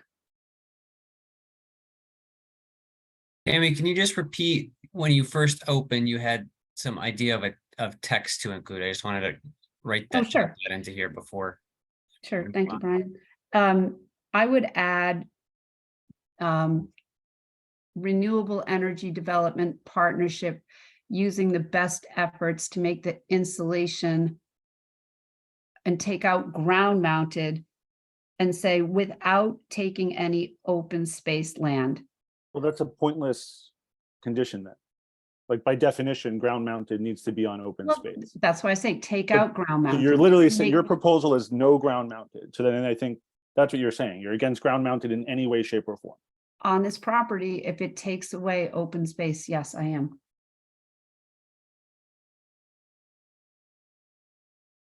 Couldn't disagree more strongly. Well, I- how it's do you not think usable another to public say- school would feel if you put 1.7 acres, say, on the Fox Run Elementary School property? Do you think those school children would like that? There isn't What- 1.5 acres of green space at Fox. Have you been to Fox Run recently? I mean, it's I go by totally- it very frequently. It's totally apples and oranges, and it's not even a comparison. I No, think open space is open space. It's, And one thing I would love for us to continue to keep in mind is that the city's moving forward with purchasing adjacent parcels, and perhaps we can do something there with ground mounted panels or something of the sort. Mhm. you I'm know? glad you mentioned, oh, sorry, go ahead. Oh, no, you take it away. I'll brush his teeth tomorrow when we bathe him. I'm glad you mentioned that. I There's like- was thinking the inverse where that additional purchase may suit well for a park, especially if it's in the front, if I understood correctly of where they're looking. If it's that may Chapin, bode well. Go ahead. we lost part of that. Oh, no, which part? Toward Like the the end. middle of it. The good part. I'm sorry. It's telling me my internet's unstable, so I apologize. I will be Right after inverse square law. So the my understanding with the possible purchase is it's along Oxford and Meadow Street extension. If that does become open space, I would propose that area that folks are able to leverage, whereas the back becomes more of that ground mounted solar. I'm not sure if that's something we can really weigh on tonight because it's a hypothetical, but wanted to put that out there. Yeah, also, just because it's been on my mind, I don't know how many people really thought of designating a part of the parcel to be designated as a park. I think that the discussion was really more about having the amenities of what a park would have, I just want us to continue to keep that in mind as well. Let's also remember that for any school that becomes public property, let's say Silver Mine, they have the playground, they have the tennis courts, and all the neighbors have access to that. Yep. So it's not because there will be solar that they, like the public won't have any facilities that actually will have fields now to use. So it's not going to be that the solar is going to be taking everything, but there's going to be something now for them too.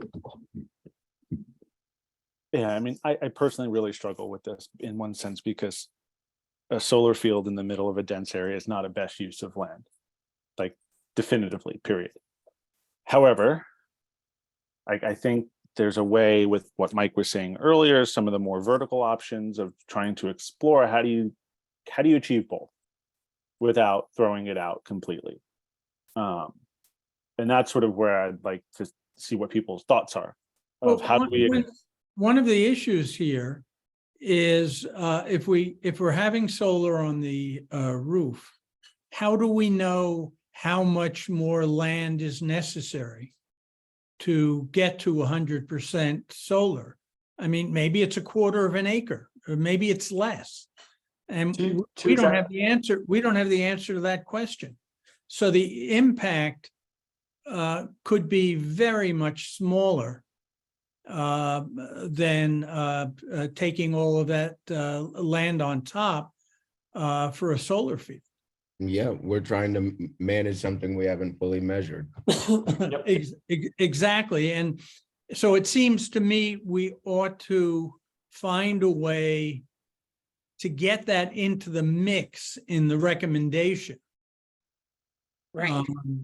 You know, How about- maybe it means the Board of Ed getting back to the staff on how much additional property is necessary and what options they have, given that it looks as if they're buying additional property for where those solar panels might go. Yes, and can that back area be made usable, given what the chief of police says? You know, I mean, to have that whole back area an unusable space, and then and sacrifice of solar panels just doesn't make any sense to me. You know, to say, well, okay, it's green space that nobody really can use for anything doesn't make sense. You know, you want a park, or you want an area that's usable for the neighborhood, or usable for the children that go to the school. Well, what I don't want to do is conflate this with the issue that Mike brought up, because I think Mike's issue needs to be dealt with separately. What's my issue? Your issue has to do. I have a with lot of issues, so which one? Taking a closer look at the land up above. Yeah, well, I mean, in principle, I agree with Tammy that, you know, in the middle of South Norwalk, just to take land and put it in, it's basically an industrial use. It looks like an industrial use. It's fenced off with barbed wire. And, you know, don't forget, I'll bring it up again. I'm repeating myself, but reminding everybody, it's a beautiful piece of property with long views. Mike, I don't want to hear that now, because I want to deal with this as an issue separate from your issue. It just gets too complicated, I think, to do it any other way. Well, without removing existing, how about the word existing in front of open space? I don't want to deal with that issue right here. Again, we don't know how much open space we're talking about. I think we need an answer to that.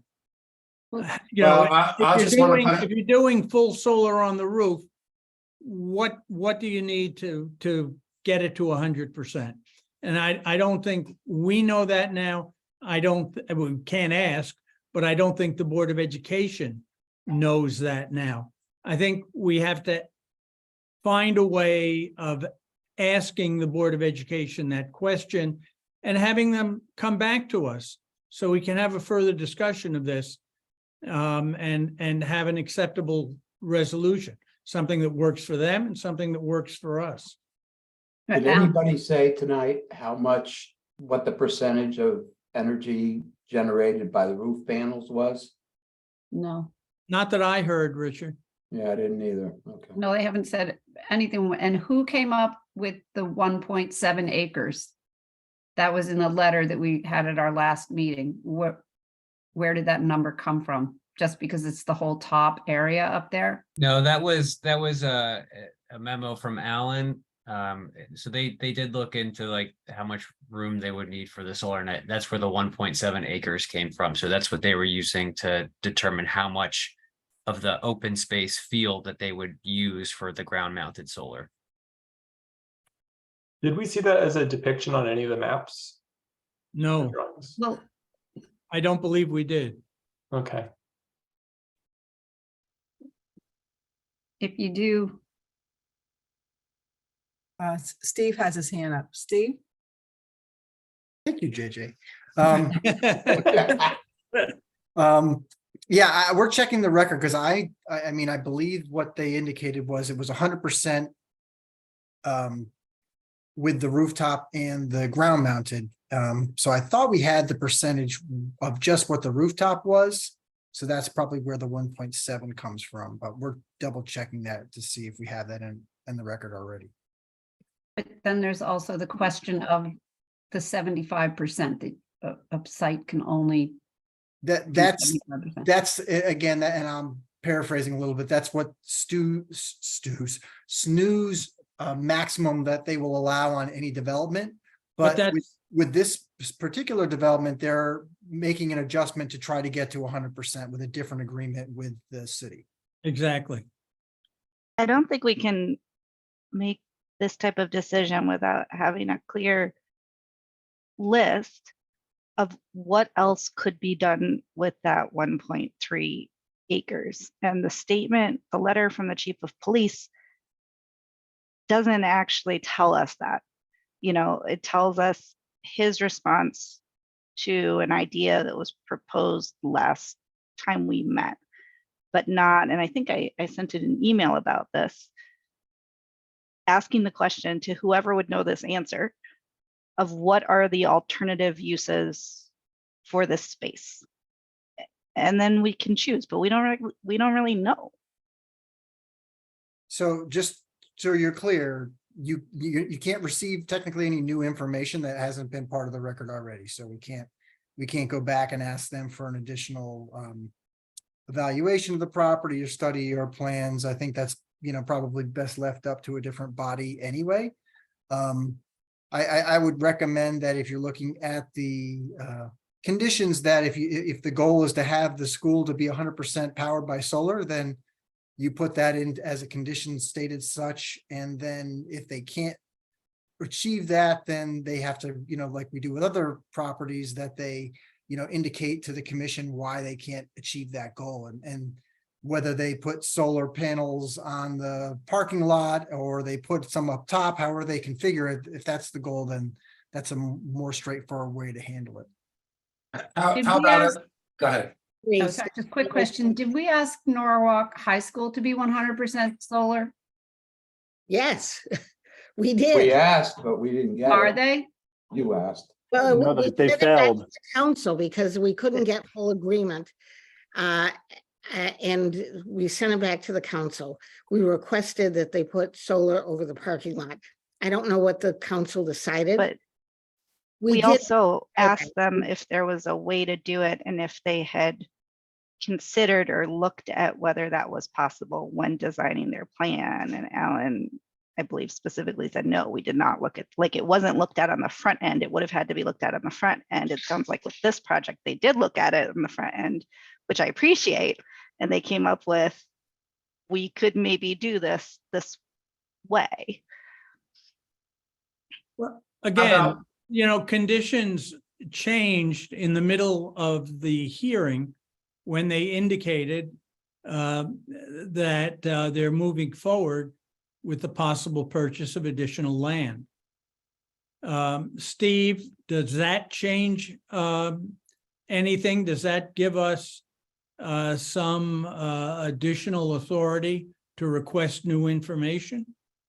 No, not under this, the hearing is closed, so you can't, but you can have obviously if you can add in as a condition of approval, which I think Attorney Blank had alluded to already anyway, should the purchase of those properties come to fruition and they modify the site plan, that the commission will require a new, or at least a modification to the application or a new hearing, or however you want to phrase it. Or could we And- ask them to indicate if those are locations where additional solar panels could be placed? You could, I think, I would go back to my previous response, which would be, if you're trying to get to that 100% or close to it, don't necessarily pigeonhole where it has to go. It may be, could be a combination of different areas that work. No, I agree with you. I just don't want to see those additional properties ignored as possible locations. And when or if the city does go to purchase those properties, they're gonna have to come back to you anyways as an 824 referral and or special appropriation. So you'll get to look at it then, and then we can put that in as a one of those more substantive changes that goes back to you as part of the approval. And to be honest, I think those parcels in the front, if they are purchased, would be a great spot for a playground for the neighborhood and, active recreational space that's not behind the school, but in front of the school, a lot easier to secure and observe. And never be a place for solar right along the street. That would be, the solar all sounds good. It's just, I agree with Tammy. I mean, it just defeats so much of what we're trying to do in terms of providing open space. I mean, let's face it, the old school location went pretty far. We even obtained property, and then it came to a matter of open space. And then suddenly, right, kind of across the street, when you think about it, that park in Ely, if you look on a map, is only a couple blocks away. It's like across a couple streets, and then there's that other location. And all of that came down to preserving open space. And then suddenly we're going to put in an industrial park on a site that, anyway, I'm afraid if I mention it, I will get accused of, I don't know what, bringing up an issue, but it's just such a beautiful spot. And even if it is fenced off and it's just land, I mean, we are on the North American East Coast Flyway, one of the most important routes for bird migration in the world between Antarctica and the Arctic. And really, endangered songbirds are always flying over twice a year. And they need a place to land and rest. And the Norwalk Islands are considered one of the top birding areas on the East Coast. I mean, we're just saying we don't really care about any of that stuff for solar. And the issue was brought up that SNEW, I know, works hard. The board is a diverse group of community members who work very hard to keep rates low in Norwalk, and the electric rates, and they're like a third of what Eversource is. I mean, it's astonishing how hard they work to do this, and they're constantly buying renewables energy, and that hasn't been part of this equation either. We sort of have this blinders on that we have to just put solar everywhere. It makes no sense when you feed it into the bigger picture. So I agree with Tammy to take open space and commit it to an industrial park in the middle of South Norwalk borders on irresponsibility. So I would rather just have it, if it's going to be fenced off and no public use, but I think it could have anyway, I'll stop. But I agree with this language, maybe without removing open space to the greatest extent feasible.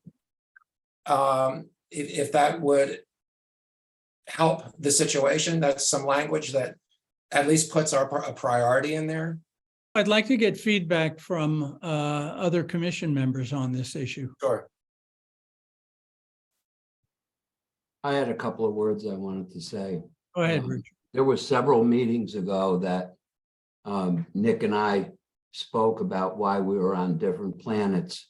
And it's really interesting to me because when I was listening to the presentation before, I thought, wow, that's pretty impressive, 100% of the building being taken care of. But now that I see where everything is planned to go and what the result is, then I think to myself, to use Nick's words, what's right for the planet.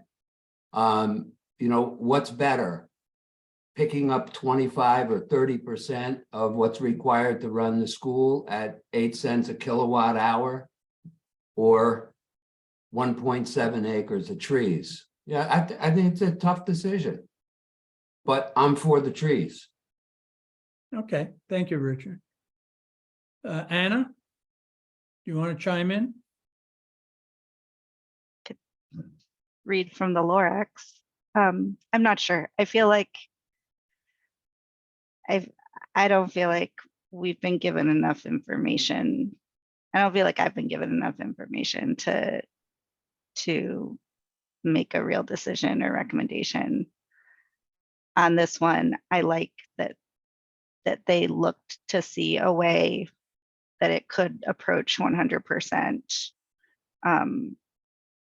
energy coverage with renewables. I feel like sort of having a list of options, like this is how we could do it. We think we should do it because of this, this, and this, or this is how we could do it. We think actually we shouldn't do it because of this, this, and this. These are the options. I feel like that would be a little more helpful. I think the idea of them buying some other space and then that maybe changes things also makes it hard to make a decision at this point, because that changes things.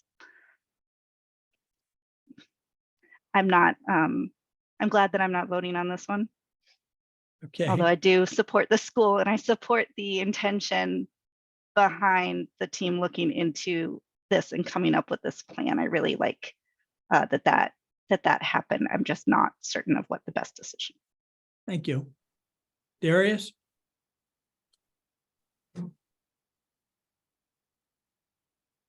You're muted. Thank you. Yes, I echo. I too am contemplative on this. I think that, you know, with the possibility of acquiring adjacent parcels, that does alter the variables. I do believe that we should have as much open space as possible. However, if we do have the ability to get to 100%, I believe we should exhaust all options. So I am contemplative and ambivalent on this.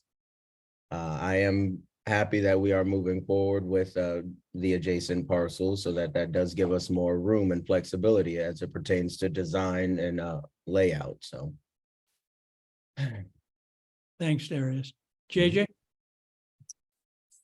I love the idea that the South Norwalk School would be a flagship school showing for energy efficiency, ways, creating a platform for other schools to follow.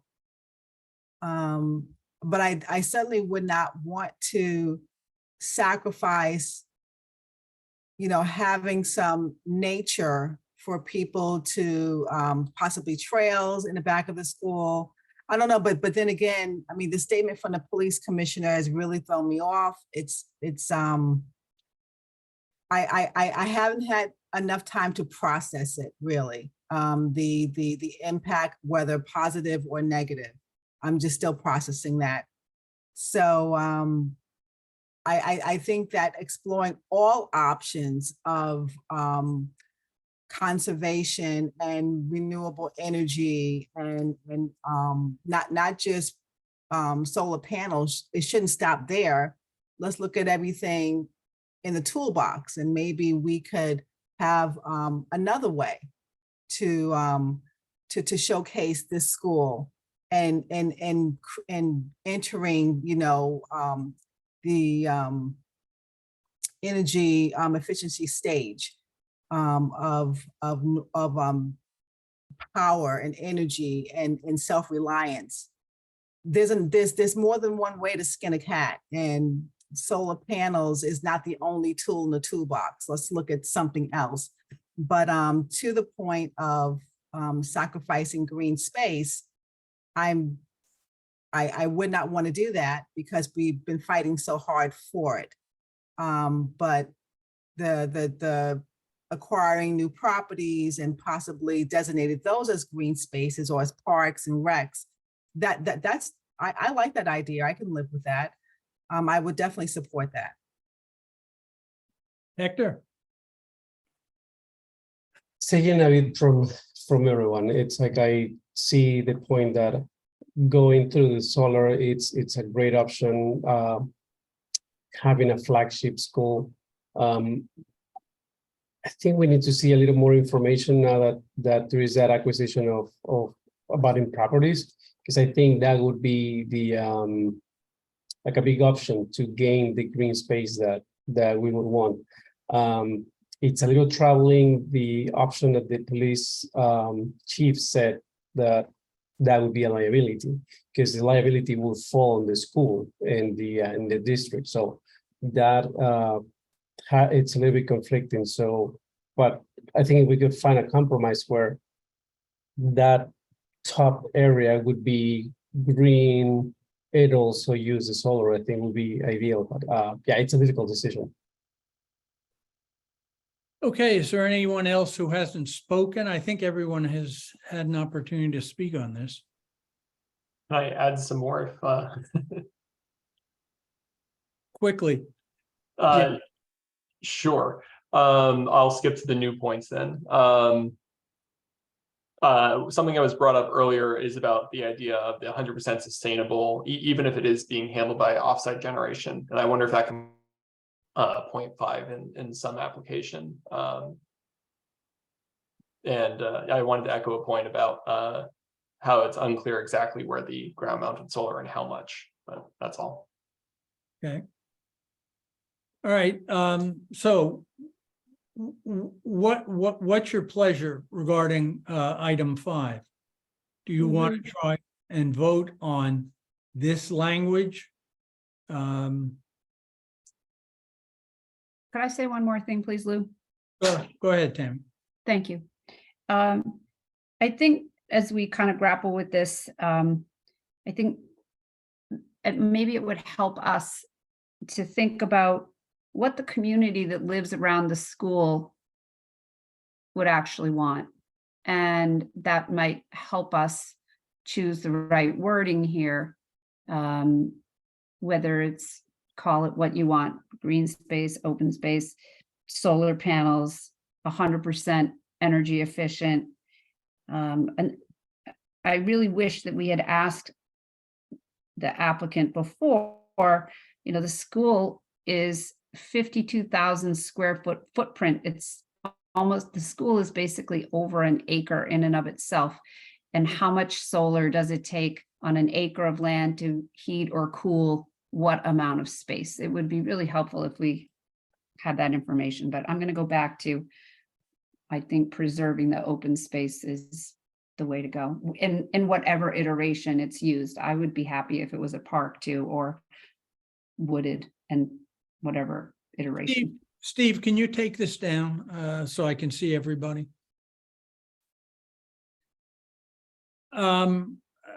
Just a show of hands, not a vote.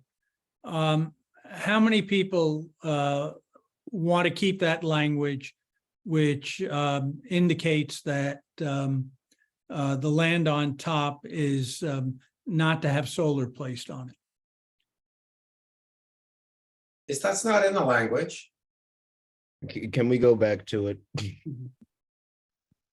I don't think that's what it says. All right. So it says that the city shall install rooftop solar panels to the greatest extent possible. Additionally, the city shall continue to work with SNU to develop a renewable energy development partnership and use their best efforts to make the installation of solar panels feasible at the rear site without removing any existing open space to the greatest extent feasible. I apologize. The original language that was suggested said without using that upper property. So again, I want to get a feeling for how many people want to leave that property untouched by solar paneling. So show of hands. So we've got 1, 2, It's a hard, 3. it's a hard I'm question still to in- answer I'm because still- I'm I think still we in- can do both. That's the thing. It's not a zero sum question. to Can answer. we put a condition in that says the first part? They do the rooftop and they First explore part what's is- new to the I think we all can agree on that. possible. And they come back to us with what they have found out.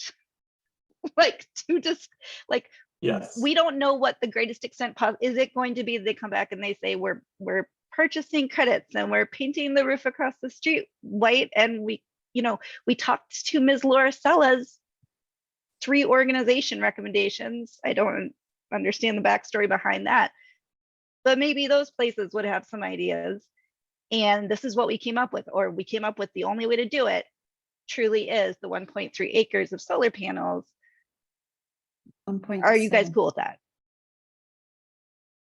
I just feel it's very important for us to recognize I'll be dead long before the consequences become real, but we are in a climate emergency. And we hear we're yakking about all kinds of things. Just to feel that it's of overriding importance to find ways to generate electricity that don't burn fuel. That's my statement.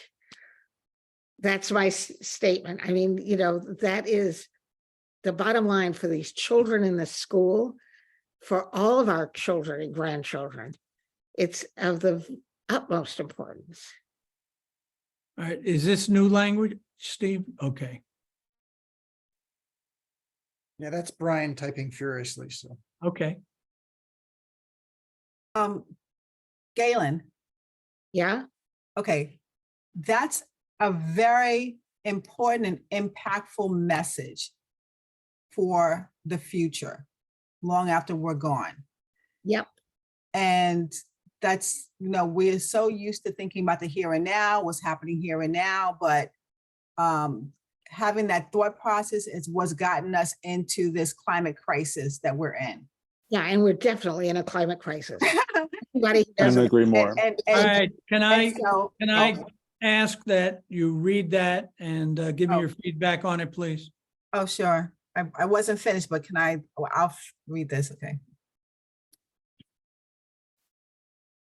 Could we remove the condition of without removing existing open space to the greatest extent feasible for now if it's coming back to us?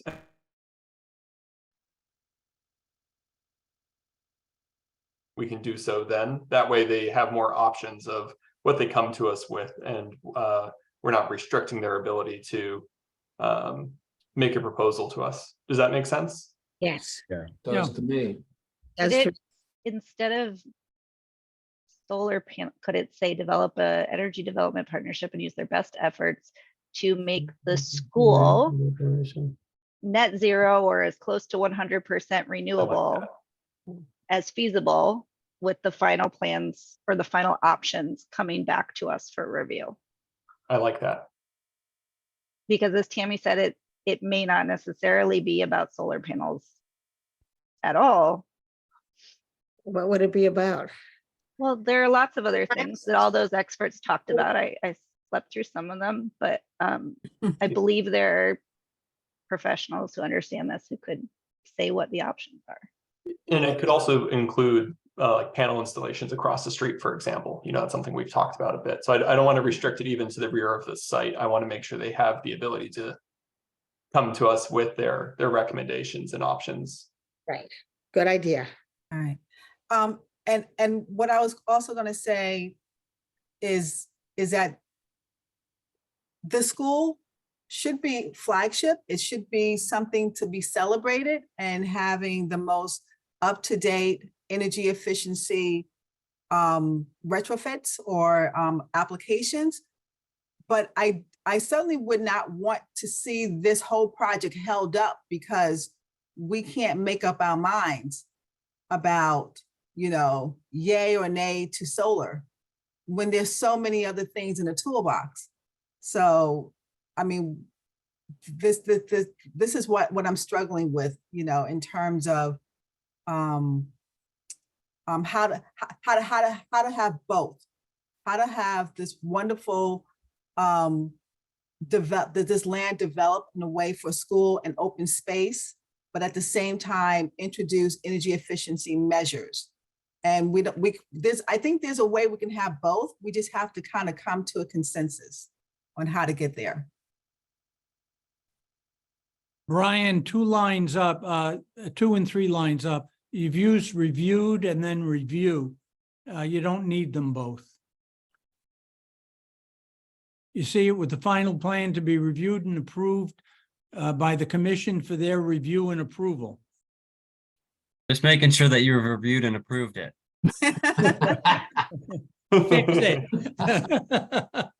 Can we put something there about starting review and approval before 9 PM on a certain meeting? First agenda item, yeah. Okay, again, would you each just take a look at that and see if that's acceptable so we can continue to move this forward?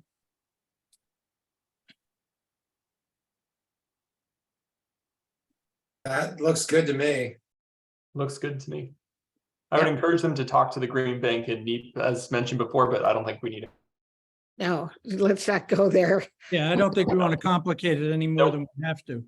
Agreed. And I don't know if it's still there. There used to be a windmill, it should still be there on Stepping Stones Children's Museum. Just throwing that out there.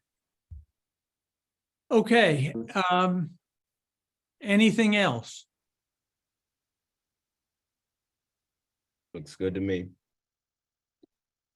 I'm They said they were gonna disappointed. take I'm- their, oh, go ahead. I'm very disappointed that we took out preserve the open space, but once it's Well, gone, it's gone. Can we'll have all the final- solar we'll have panels the- in Other locations. Yeah, but we'll have the final say on that, Tammy, and I. Okay. And we'll have the other properties that are being bought, so we still haven't, that can still be used for green and open space too. Yeah, I Right, think but if you everybody look- knows what the priorities are here. With all respect, if you look at those other properties that are down along the bottom edge on Oxford Street, there's absolutely nothing green on them right now, where the top of this property actually has things growing on it. Yes, you could plant something down there. I'm all in favor, or maybe you could put solar panels, but either way, solar panels have to be cordoned off if they're on the ground, so it wouldn't be an attractive alternative. Are there any other changes to this document that, Is the awning something that is worthwhile to add?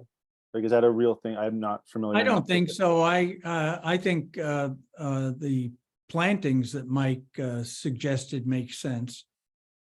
Gotcha.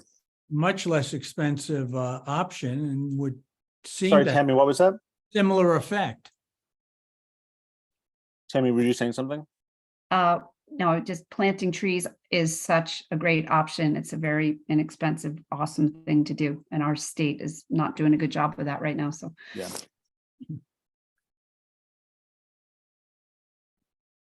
Mike, do you want to propose language on that? No.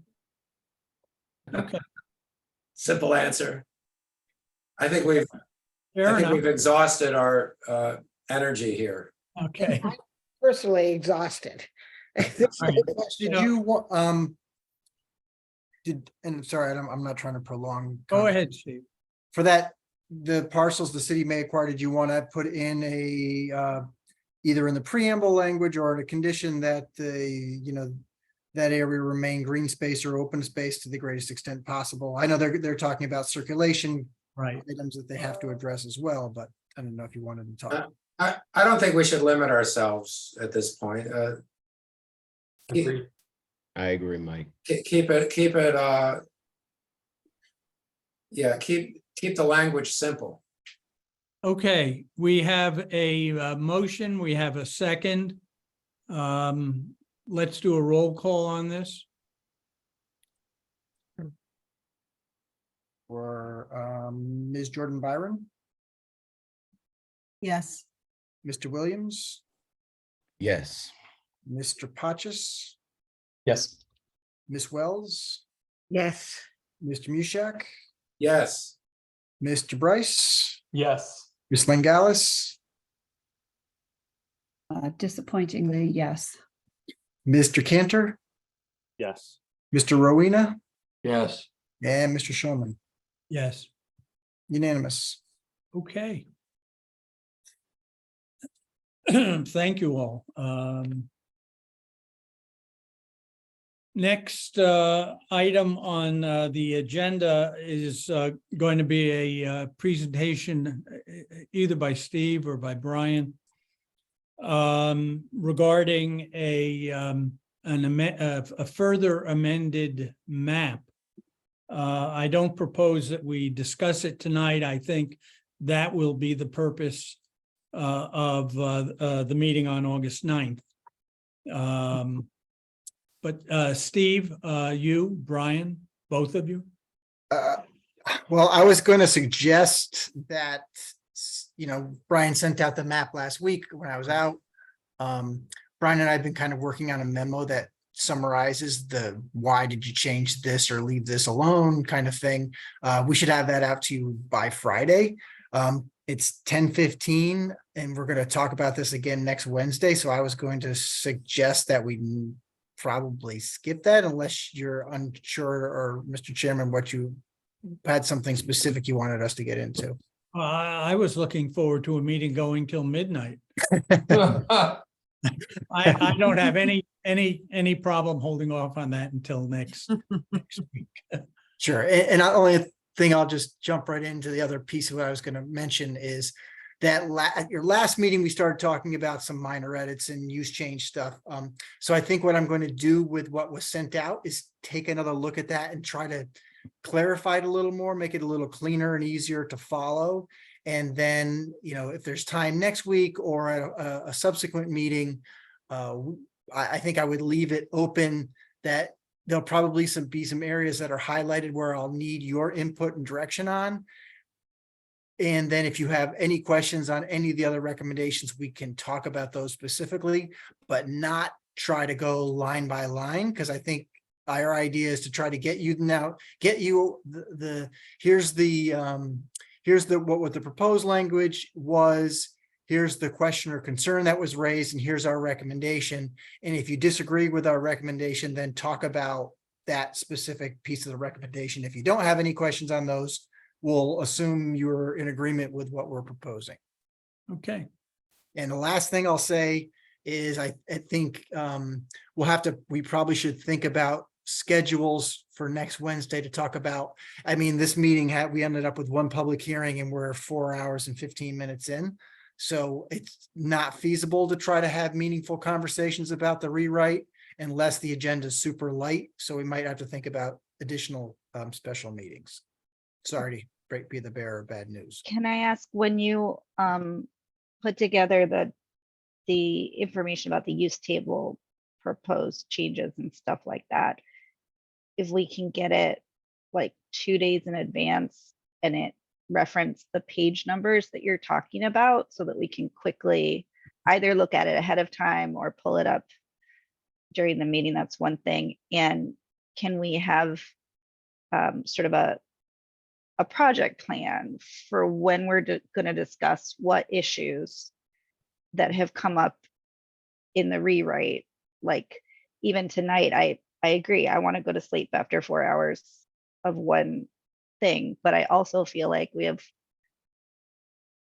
not that we have limited time. We don't have a deadline with this, but there's a lot of things related to this rewrite for us to talk about, and just knowing in advance that there's a plan and a schedule for addressing these things would be reassuring and I think improve efficiency. Yeah, that's why I suggested take a look at your calendars, because it's probably, like you said, it's not going to happen at these meetings for the most part. Maybe we get lucky once in a while and the agenda is very light and we can spend an hour or two on stuff. But by and large, I think it's probably going to have to come through at special meetings. So I'd say take a look at your calendars. I mean, if Wednesday nights seem to work, then we'll try to fit in as many as you guys are comfortable fitting in. Brian and I have a list of the like, at least the ones that we've compiled. There's probably going to be more than what we've compiled of like the more, I'd say, I'd lump them in as calling them like technical issues that will have, came from attorneys, architects and so forth that we've looked at, and we have some idea of how to fix things, but we just haven't written those down yet. So as we do those, we'll put memos together and send those out. I'm hoping to get stuff to you like we do with your meeting materials, like 5 days before the meeting, so you have plenty of time to review. It's clear that's our goal. So I'm thinking that's probably, I think we can probably have most of those addressed by the end of August, I think is what I'm shooting for. Our meeting next week, Steve, there've been a couple of questions, 6:30 or 7 o'clock? 6. I'm sorry, 6. Right. Yeah, so at that meeting, you do have the, as Alexis had sent out in her email, your other role as the Aquifer Protection Agency, there's an issue that you need to attend to. So that will be, we'll have 2 different agendas with 1 meeting link. So it'll just be the same flow. So you'll have to open the meeting as the Aquifer Protection Agency, deal with that business, close it, and then reopen as the Planning and Zoning Commission. Okay. Good. And may I ask one thing? Steve, can you send us a copy of the Aquifer Protection Zone? Is that on the zoning? Is that indicated on the current zoning map? I don't think Yes, so. it's on the map. Okay, I know it's on the old zoning map, and I didn't know if that was transferred over to the new one. Oh, that I'm not positive of. Brian might know top of his head, but if not, we'll put it on at some point. I don't want to confuse anybody with. Yeah, right. Well, I think it would just be helpful. I know where it is because I believe it or not, I was around back then when all that was approved. And but I think it's helpful for everybody else to know where it is in the city. That's all. Geographically, that's all. Okay, approval of the minutes of our last meeting, July 19th. Can I have a motion? Hector has moved. Is there a second? I'll second. And Chapin has seconded. All those in favor, just a show of hands. One abstention. I'll abstain. I wasn't there. Okay, so Anna and Darius are abstaining. Tammy and Darius. Tammy abstains. Oh, sorry, Tammy. Pardon me. Okay. Steve, I assume you have no further comments? Okay, good. Comments from commissioners? One quick thing, very quick, Mike here. The $62 million taxpayer investment that the school represents is worth 4 hours of our time. And I was happy to spend that time, even though it seemed maybe frustrating at moments. That's all. Well, I appreciate the passionate input of the members of the commission on this. Clearly, everyone's been thinking about this, and I think we had a good conversation. Anna, did you want to say something? Yeah, I wanted to raise again the question of expanded residential parking passes in East Norwalk. I think I last brought this up in April-ish. And at the time, I believe Steve said that it might have to wait till after Complete Streets were finished, but that you guys would look at bringing in somebody, I'm not sure if it was from TMP or the Parking Authority, to sort of talk about what would be the next steps. I spoke with somebody who had some involvement with Complete Streets and didn't seem to know about it or think that it needed to wait till that was over. And so I'm wondering if we can get whoever would be responsible for this and to talk to us about what the steps are, what the process is to get that moving. I think that's key with the rewrite. I think it's key with the EVTZ. And I want to make sure that doesn't fall off the radar. Steve, can we get Gololo to one of our meetings? Yeah, it'd probably be, I can talk to Jim Travers to see. Oh, okay. That's fine. Totally. Okay, Thank you. motion to adjourn? Mr. Chairman, there's something I wanted to Oh, say very briefly as well. go ahead. Many of the people that are on the commission now haven't participated in an Aquifer Protection Agency meeting. I've been in, I think, 4 or 5 of them, and it's my humble opinion that it's one of the more important jobs that we have that we never do, because the procedure is extremely cumbersome. The notice requirements are ridiculous. And interestingly enough, the Connecticut general statutes provide for some teeth in the penalties that are in nothing else that we see. $1,000 a day in jail time.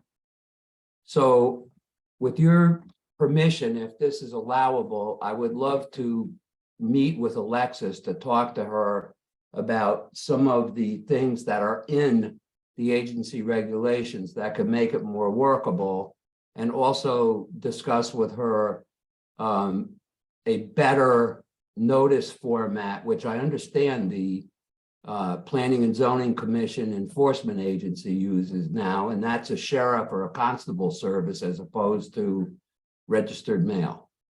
I know it's late, but I wanted to say that before the meeting, which I thought was tonight. Richard, why don't you have an offline conversation with Steve about that? I think that makes sense.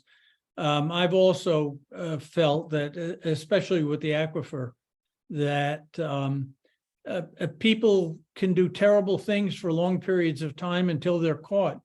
And then Yes. as long as they clean up their act, there's no penalty. And I think that's awful. I agree. All right, with that, I'll entertain a motion to adjourn. No, Hector and Darius wanted to speak, I think, Lou. Oh, I'm sorry. No, I think it was to the motion.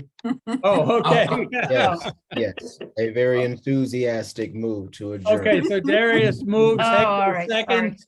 All those in favor? I do have thoughts, but we'll discuss them next time. You have issues.